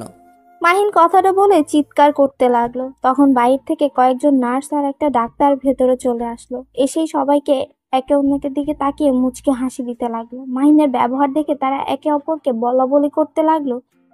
শেষ পর্যন্ত উনি ভালো হয়ে গিয়েছে, এখন ওনাকে বাসায় পৌঁছে দেওয়ার দায়িত্ব ডাক্তারের। কি হলো, আপনারা কথা বলতেছেন না কিসের জন্য? আমি তো আপনাদের সাথে কোনো খারাপ ব্যবহার করিনি, তাহলে আপনারা কিসের জন্য আমাকে এখানে বেঁধে রেখেছেন আর আমার ফ্যামিলি থেকে দূরে রেখেছেন? আপনাকে এখানে বেঁধে রাখার কারণ হচ্ছে আপনি মানসিকভাবে অসুস্থ ছিলেন। আপনাকে আমরা রাস্তায় কুড়িয়ে পেয়েছিলাম। আমি যখন বাসা থেকে হসপিটালের দিকে আসতেছিলাম, তখন আপনি আমার গাড়ির সামনে পড়ে গিয়েছিলেন। আর আপনার যখন জ্ঞান ফিরল, তখন আপনি আবল তাবল কথা বলা শুরু করে দিয়েছিলেন আর সব কিছু ভাঙচুর করতেছিলেন। তাই আপনাকে এভাবে বেঁধে রাখা হয়েছে। আর আপনার ট্রিটমেন্ট করছি আমরা। তারপর দেখলাম যে আপনি দিন দিন আরও বেশি পাগলামো করতেছেন, তাই আপনাকে এভাবে বেঁধে রাখা হয়েছে। আর এখন তো আপনি পুরোপুরি সুস্থ, এখন আপনাকে আমরা খুলে দিচ্ছি, সমস্যা নেই। কি বলছেন এসব? আমি অসুস্থ ছিলাম কতদিন ধরে, আর আমি এখানে আছি কত দূর? আমার ফ্যামিলির মানুষ কি জানে না যে আমি অসুস্থ ছিলাম? আর আপনারা কি একটু যোগাযোগ করার চেষ্টা করেননি তাদের সাথে? আমরা সবার সাথে যোগাযোগ করার চেষ্টা করেছিলাম এবং নিউজেও দিয়েছিলাম, কিন্তু ভাগ্য খারাপ, আমরা এখন আছি বাংলাদেশ থেকে অনেক দূরে একটা দেশে আছি, যে দেশে আসা যায় ফিরে যাওয়া যায় না। কি বললেন? এসব আজব কথা। আমি আপনার কোনো কথা শুনতে চাচ্ছি না। আপনি এখন আমার হাতের বাঁধন খুলে দেন। আমি যে কোনো প্রকারে আমি আমার বাসায় ফিরে যাব, কারণ আমার জন্য হয়তো বাসার করুণ অবস্থা হয়ে আছে। তারা যে কি করতেছে না করতেছে, বেঁচে আছে নাকি মরে গেছে সেটাও জানি না। আমাকে এখন ছেড়ে দেন, আমি বাসায় চলে যাব। আপনি এখনো পুরোপুরি সুস্থ না, আপনাকে একা একা ছেড়ে দিলে আপনি কখনো যেতে পারবেন না।